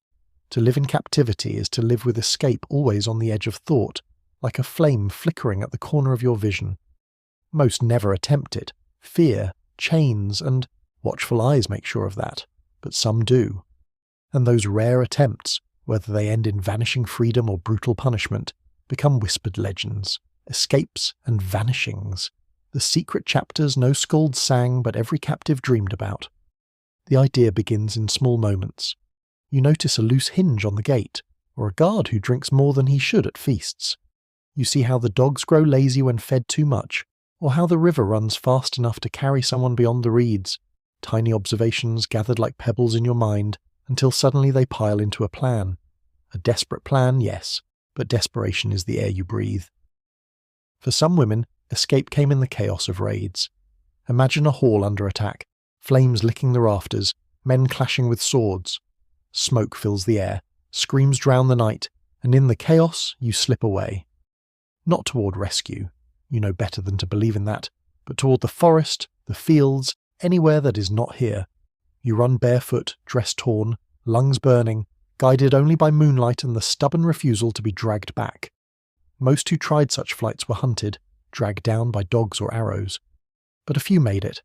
Their names never reach chronicles, but they survive in rumour. A noble woman who vanished into the woods and was never seen again. Others plotted quietly, over months, even years. They bartered with servants, bribed guards with stolen coins or promises of silence. They hid scraps of food, stitched small satchels out of rags, rehearsed their path in their minds until they could walk it blindfolded. Escape was not only an act, it was an entire second life lived in secret, every detail tucked beneath daily servitude. Imagine sewing garments by day while your mind ran along the forest trail by night, each stitch bringing you closer to an imagined freedom. And then there were rescues. Families who refused to let go sent spies, mercenaries, even priests disguised as pilgrims.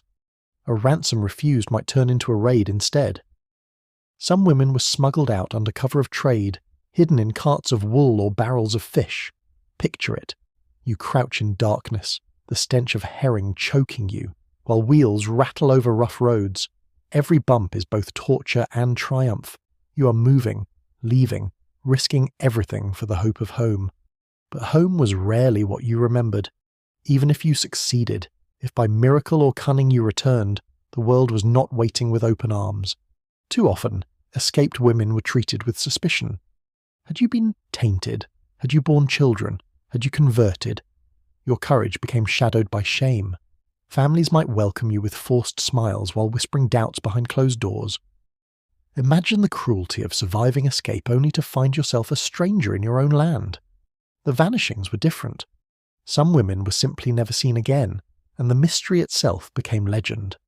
Did they die in the forest, bones gnawed by wolves? Did they reach a monastery, take vows and bury their past under prayer? Did they slip into villages, marry quietly, and live out lives as ordinary women instead of noble prizes? No one knew, and that not knowing gave them a kind of power. For while captivity was certainty, vanishing was possibility. To vanish was to deny conquerors the satisfaction of ownership, to write yourself into silence instead of someone else's saga. But make no mistake, attempting escape was terrifying. You weigh every choice with your life. Do you run barefoot into snow risking frostbite? Do you cross rivers that could drown you in their freezing embrace? Do you sneak through markets where one wrong glance could betray you? Every step is gamble, and the stakes are always fatal. Courage here is not bold speeches or flashing swords. It is the quiet moment when you decide, I would rather risk death in the dark than endure one more day in this hall. Some women used cunning rather than flight. They faked illness, hoping to be discarded or left behind in raids. They disguised themselves as servants from other villages, slipping into crowds during market days. They memorized prayers and rituals, slipping into convents where sympathetic nuns might hide them. Sometimes they succeeded. Sometimes their disguises fell apart with a single word spoken in the wrong accent. Imagine the horror of being dragged back, the punishment harsher because you dared to dream of freedom, and yet even failed escapes mattered. They reminded everyone, captors and captives alike, that the will to resist had not died, that somewhere in the straw, in the shadows, in the whispered prayers, there still burned a refusal to submit fully. Punishments were cruel, but whispers travelled faster than chains. She tried. That alone was enough to inspire others, to keep the flame alive. There is humour even in desperation. Picture a woman hiding in a cart only to sneeze loudly because of the hay. The driver jumps, the guards roar with laughter, and she is dragged out, cheeks burning. Absurd, humiliating, and yet the story spreads. And every time it is told, it reminds others, escape is possible, even if clumsy, even if failed. Better to sneeze in the hay than never to try at all. The cruel irony is that the sagas loved escape stories when they involved men. Male captives who broke free were celebrated as cunning, brave, favoured by gods. Female escapes, when they were recorded at all, were painted as shameful or scandalous, often twisted into morality tales. A woman fleeing was not heroic, it was disruptive, and so their stories faded into rumour, half believed, half dismissed. But you, lying awake at night, know better. Every whispered tale of a vanished woman is a beacon, proof that captivity is not an unbreakable chain. Perhaps you never attempt it yourself. Perhaps the risks are too high, the children too small, the guards too watchful. But even then, the thought of escape is its own rebellion. Every time you imagine yourself slipping into the night, every time you trace the forest path in your mind, every time you dream of home, you remind yourself that freedom still exists, that the possibility alone is enough to keep you breathing. So when you hear the whispers of a woman who slipped into the woods and was never caught, of another who hid in a convent, of another who was ransomed but never returned, you listen closely, because in their vanishings you find your own endurance. Their absence is proof that not every story ends in chains, and maybe, one day, someone will whisper your name the same way. Not as a servant, not as a prize, not as a queen remade, but as a shadow that slipped free. A woman who vanished into legend, leaving nothing behind but silence, and the burning question, where did she go? Legends have long memories, but they also have convenient blind spots. You sit by the hearth one night, the skald's voice rising and falling as he recites verses about raids, kings and gods, and you realise something chilling. Women like you are being rewritten even as you breathe. The sagas and chronicles, the medieval version of history textbooks mixed with drunken karaoke, do not record your cries in the mud, or your whispered prayers in straw, or your small rebellions. Instead, they bend your story until it fits a narrative that flatters the men who took you. Legends rewritten, the final conquest, the reshaping of memory. The skald sings of a queen won by bravery, never mentioning that she was dragged by her hair from a burning hall. He praises a wise wife of noble birth, conveniently skipping the ransom negotiations and the humiliation of the auction block. He jokes of concubines as if they were spoils of a feast, women eager to join their captors, their voices silenced in the laughter of the hall. Every stanza twists your reality into theatre, every verse chisels away at the truth. Imagine someone writing your biography, but replacing all your screams with applause. That's what the sagas did. Chronicles written by monks weren't much kinder. They sometimes painted women like you as symbols of suffering, paragons of chastity stolen by heathens, useful for sermons about the dangers of sin and pagan raids. Or they ignored you altogether, reducing entire lives to a single line, and many women were taken, as if many women were one faceless mass, interchangeable and unworthy of detail. Your name, your face, your endurance, flattened into a statistic, forgotten in the margin of someone else's holy outrage. It is bitterly absurd.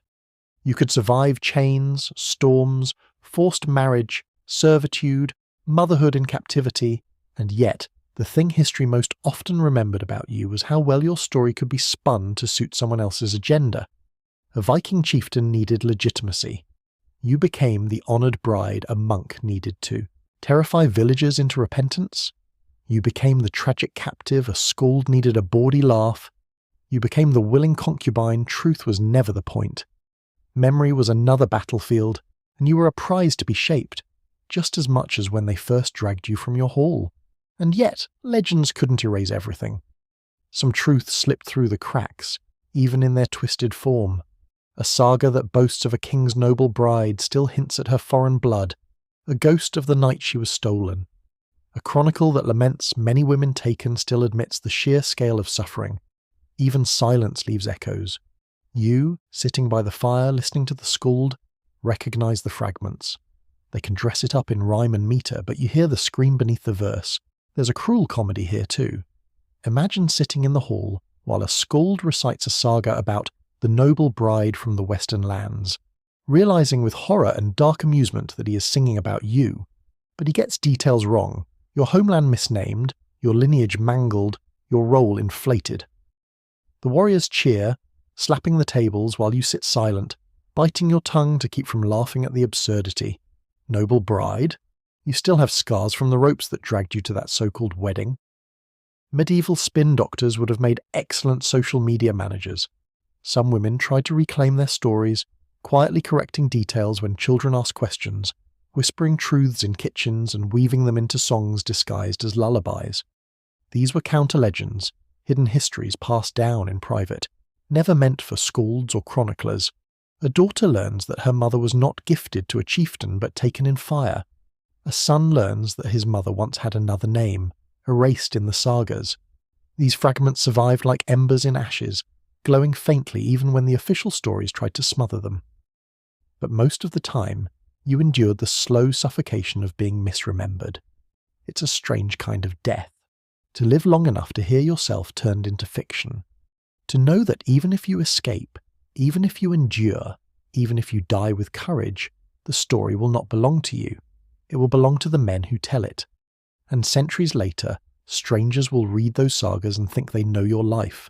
Imagine the frustration, screaming across time. No, that's not how it happened, but the ink has already dried.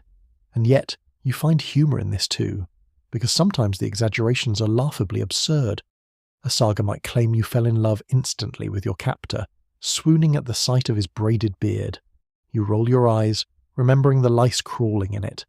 Another might boast that you bore 10 children, each destined for greatness. You chuckle bitterly. 10? You barely survived childbirth once. If you could speak across time, you'd lean over to the saga writer and whisper, "Try again, dear," and this time leave out the romance novel clichés. The rewriting of women's stories is not unique to you.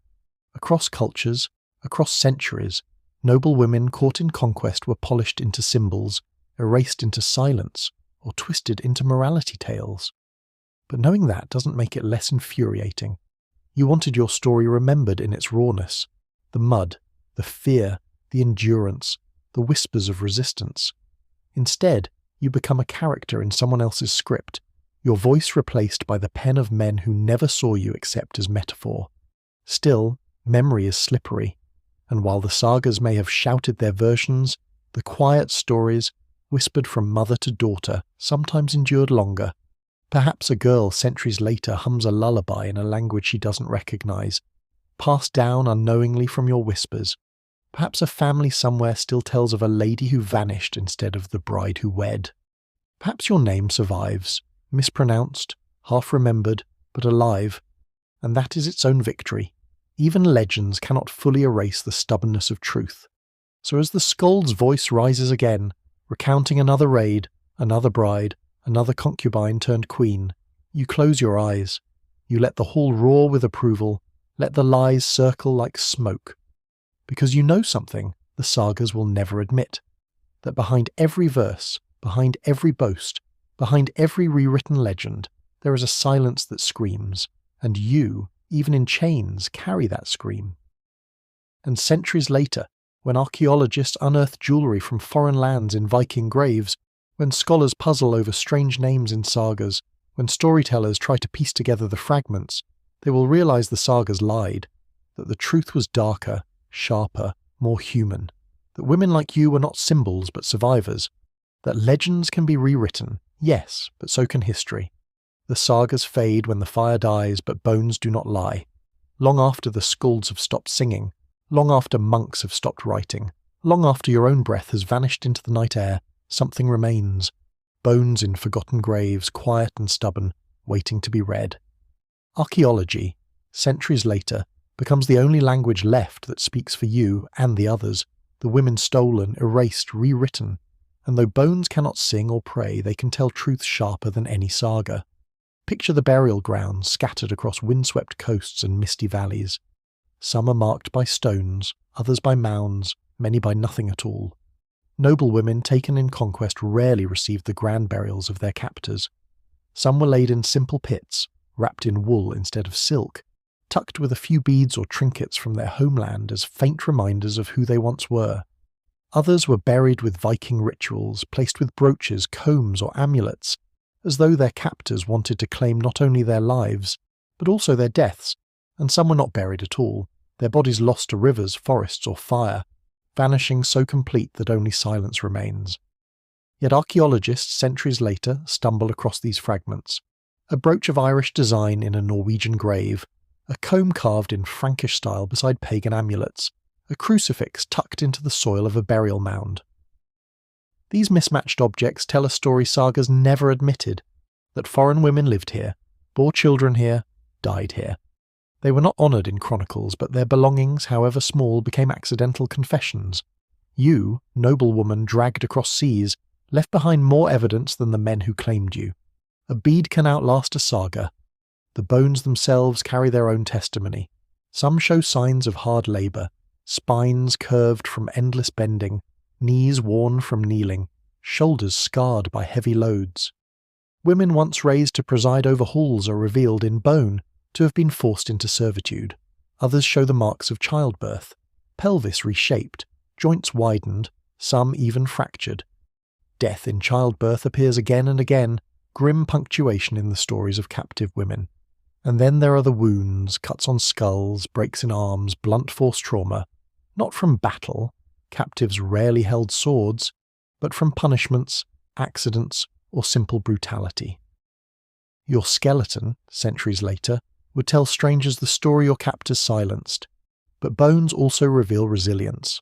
Healed fractures show that you endured long after injuries. Signs of malnutrition in childhood, followed by recovery, show that survival was not linear but stubborn. Archaeologists find skeletons with worn joints and missing teeth that still lived decades. Imagine that. Women surviving chains, raids, and childbearing, living into old age when everything conspired against them. Even in death, your bones whisper the same word your life once screamed, endurance. Some graves confuse historians. Why does a woman of obvious noble birth lie buried in a modest pit in Scandinavia? Why does she wear both a cross and a Thor's hammer? Why does she clutch a spindle whorl beside weapons not meant for her? To archaeologists, these are puzzles. To you, they are obvious. Lives bent by conquest, identities blended, faiths hybridized, roles reshaped. The graves are contradictions because the lives were contradictions. You were both noble and slave, both Christian and pagan, both captive and queen.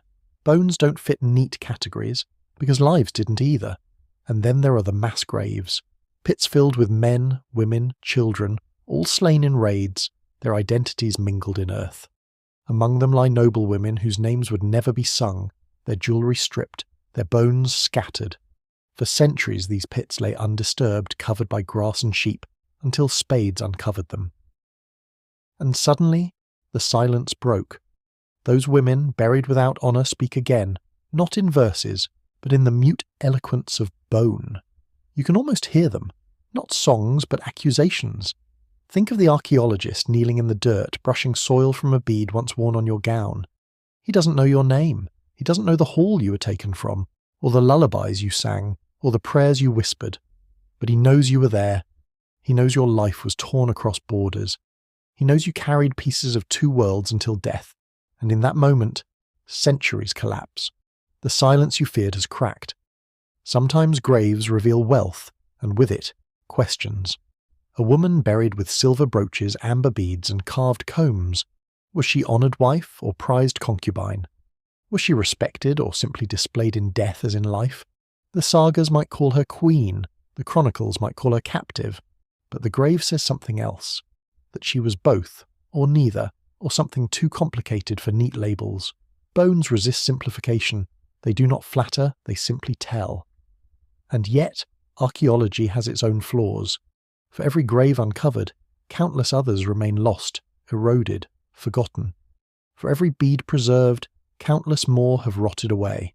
The record is patchy, fragmented, frustrating. But even in fragments, there is truth. A single foreign comb in a Viking grave whispers of a life like yours. A cross clutched in pagan soil shouts louder than any saga. Each object, each bone, is a rebellion against silence. There is even humour buried here, dark and absurd.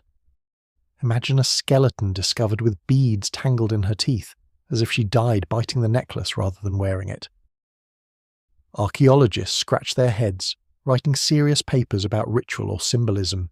You, if you could speak, would laugh, "No, I just tripped and fell at the wrong time." Or a burial where the woman is laid with two combs, as if someone decided she complained about her hair constantly, better give her spares for the afterlife. Even in death, human absurdity lingers. But behind the comedy lies grief, because bones do not lie about age. Too many graves contain young women, barely more than girls, 15, 17, 19. Their lives snapped short in childbirth, in raids, in servitude. Their skeletons are small, are fragile, but their absence is immense. Each one is a reminder that Conquest did not only claim halls and treasure, it claimed futures, silencing them before they began. And you, living through captivity, know that every time you cradle a child, every time you survive another winter, you are carrying the weight of all the women who never made it that far. The greatest irony? Viking men are often buried with pomp, swords, shields, ships. Their graves are studied, celebrated, displayed in museums. Women's graves, when discovered, are debated. Were they slaves? Were they noble? Were they wives, concubines, servants?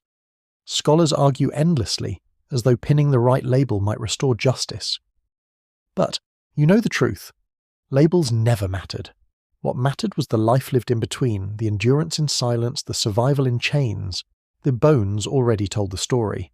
Scholars just need to listen. So when you think of the fate of noble women after Conquest, picture not just halls and chains and sagas. Picture the graves, the modest pits with beads from distant lands, the hybrid burials of cross and hammer, the mass graves where silence is louder than song.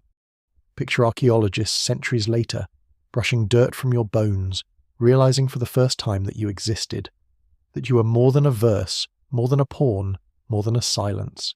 Because in the end, the sagas may have lied, the chronicles may have ignored, but bones tell the truth, and your truth buried deep outlives even the conquerors. News travels faster than ships, even in an age without printing presses, without telegrams, without a single Wi-Fi signal. Word of Viking raids and their spoils swept across Europe like wildfire. And with the news came whispers of what happened to women of noble blood. Whispers that were half fact, half fear, but potent enough to ripple through courts and kingdoms. You might imagine kings and bishops poring over maps, measuring borders, weighing silver, but behind all that calculation lay a quieter dread. The unspoken fates of noble women taken away. Echoes in Europe's courts, murmurs that reshaped alliances, laws and defences. Picture a candlelit chamber in a Frankish monastery. A monk dips his quill, scratching furiously about heathens who carried off many maidens. His words drip with outrage, meant to stir princes into piety and peasants into panic. Or envision the court of a Carolingian ruler. A messenger arrives, breathless from riding, announcing that the daughter of a neighbouring count has been taken. The court falls silent, not only from pity but from calculation. For if she can be taken, so can anyone's daughter. And suddenly, the question is not just about raids. It is about honour, about dynasties, about the fragility of power when women, anchors of family alliances, can be dragged into longships like sacks of grain. These stories changed policy. Some courts hastened to fortify rivers and coasts, raising wooden towers and posting guards, because every rumour of a noblewoman's captivity was also a rumour of humiliation. To lose treasure was bad, to lose livestock was worse, but to lose a lady of lineage? That was unbearable, because it meant not only material loss but public shame. Entire dynasties could be mocked, their prestige shredded, their rivals emboldened. You can almost hear the mutters in candlelit council chambers. If he cannot protect his own daughter, how can he protect the realm? The echoes also shifted marriage politics. Kings and lords, rattled by tales of captives, grew more protective of their daughters' unions. Marriages were hastened, dowries inflated, foreign, alliances courted, all to ensure that a noblewoman was not left unguarded. Sometimes these protections felt like gilded cages, high towers, guarded convents, cloistered chambers. Women might be spared Viking raids only to find themselves imprisoned by their own kin's anxiety. A curious irony. To avoid being taken, you were still confined. Safety looked a lot like captivity. But fear also bred opportunity. When rumours spread of a noblewoman surviving captivity, sometimes even rising as a queen or mother of heirs in a foreign hall, courts shuddered and schemed. What if, instead of resisting, they used marriage into Viking households as strategy? Better to turn raids into alliances than to bleed endlessly. Thus, some treaties were written, some marriages arranged, some captives rebranded as willing brides. Political spin existed long before modern press releases.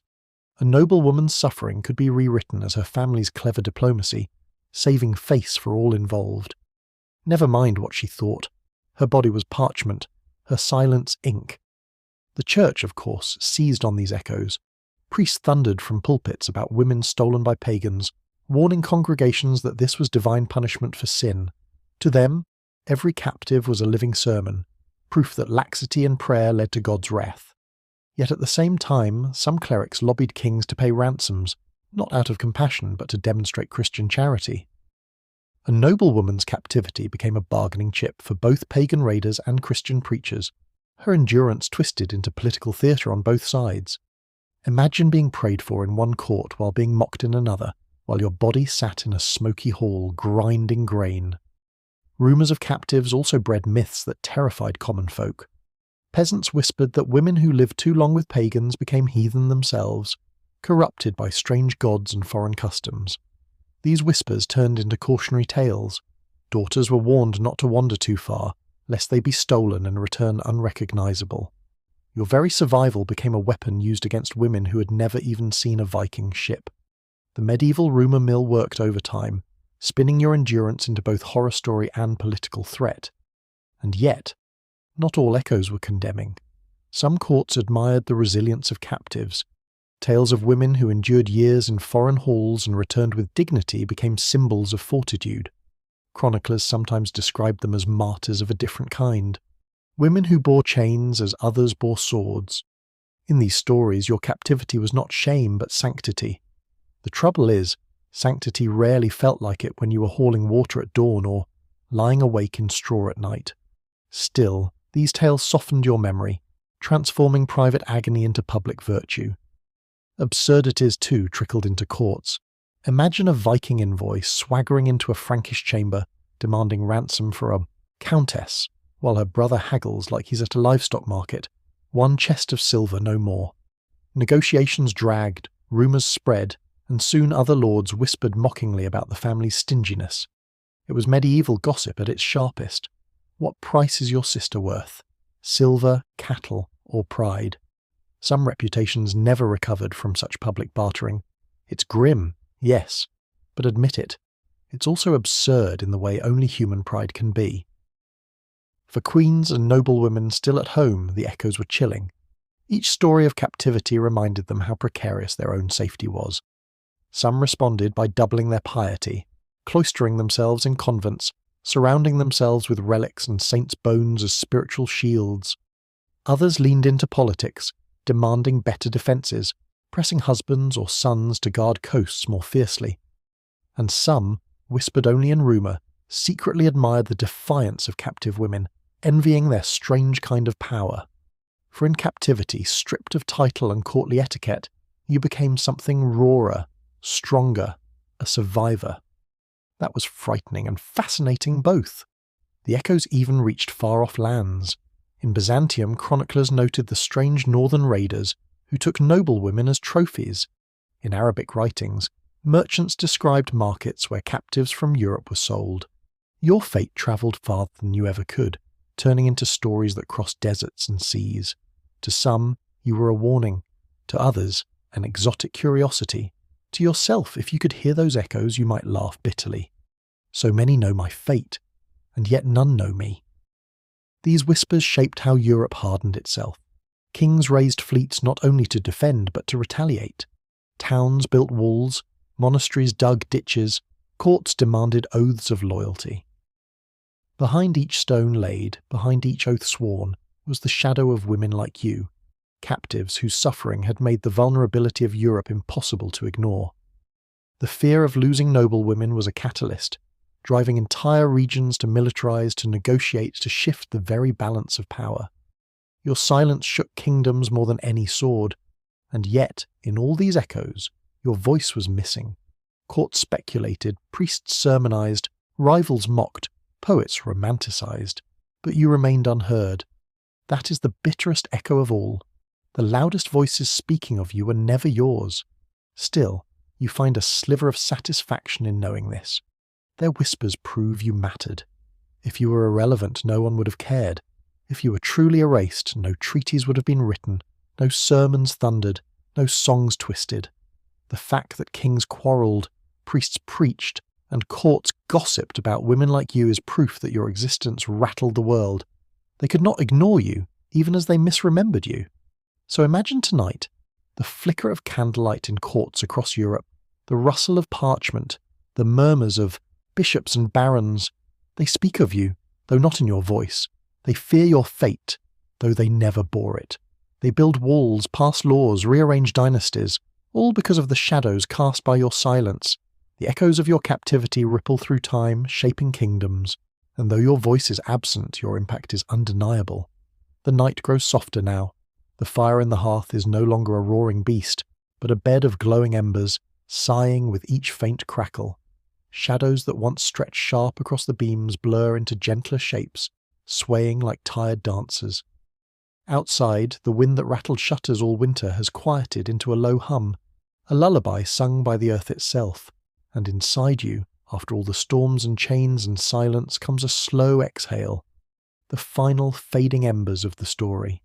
For you, for every noble woman taken, the journey did not end with courts or alliances or bones laid in earth.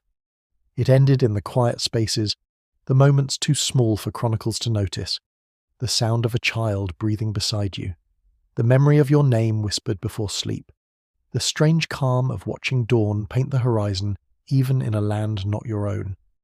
History is obsessed with noise, battles, treaties, sagas, but leaves are built in whispers, and it is in those whispers that your endurance lingers.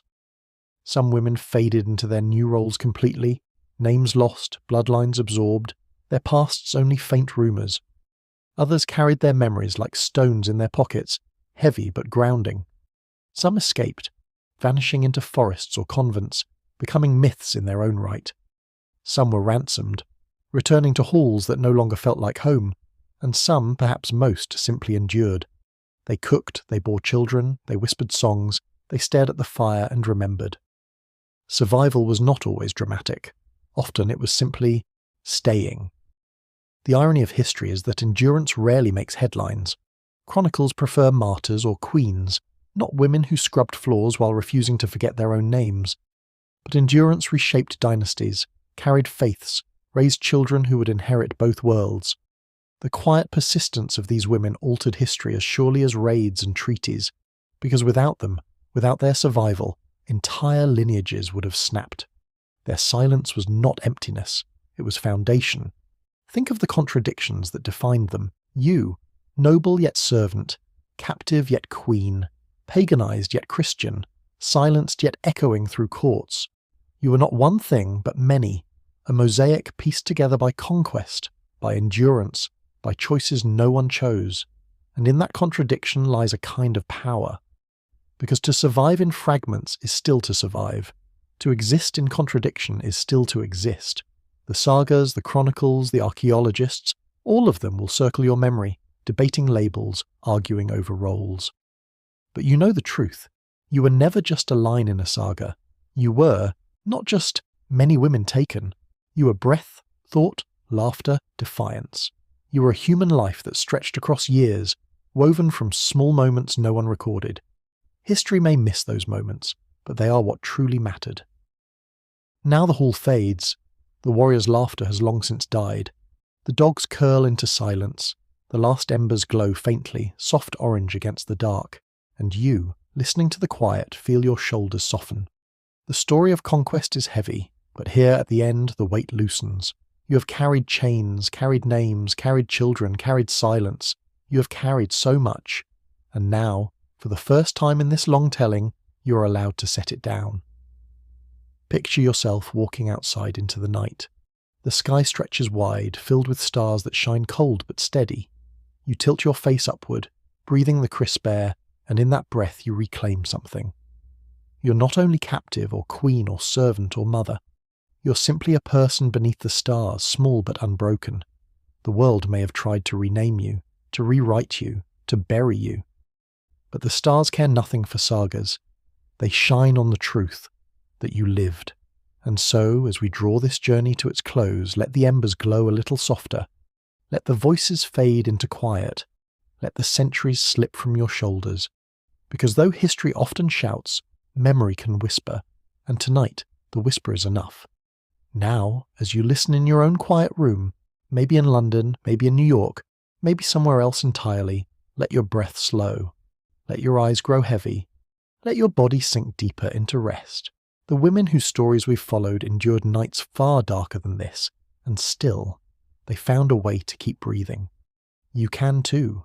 You already are. So let the shadows soften. Let the air cool. Let the silence wrap around you. There is nothing left to carry now. Nothing left to prove. Only rest. And as your eyelids drift closed, remember, the world is wide. The past is long. But in this moment, you are safe. You are here. You are whole. Good night, traveller. Sleep gently.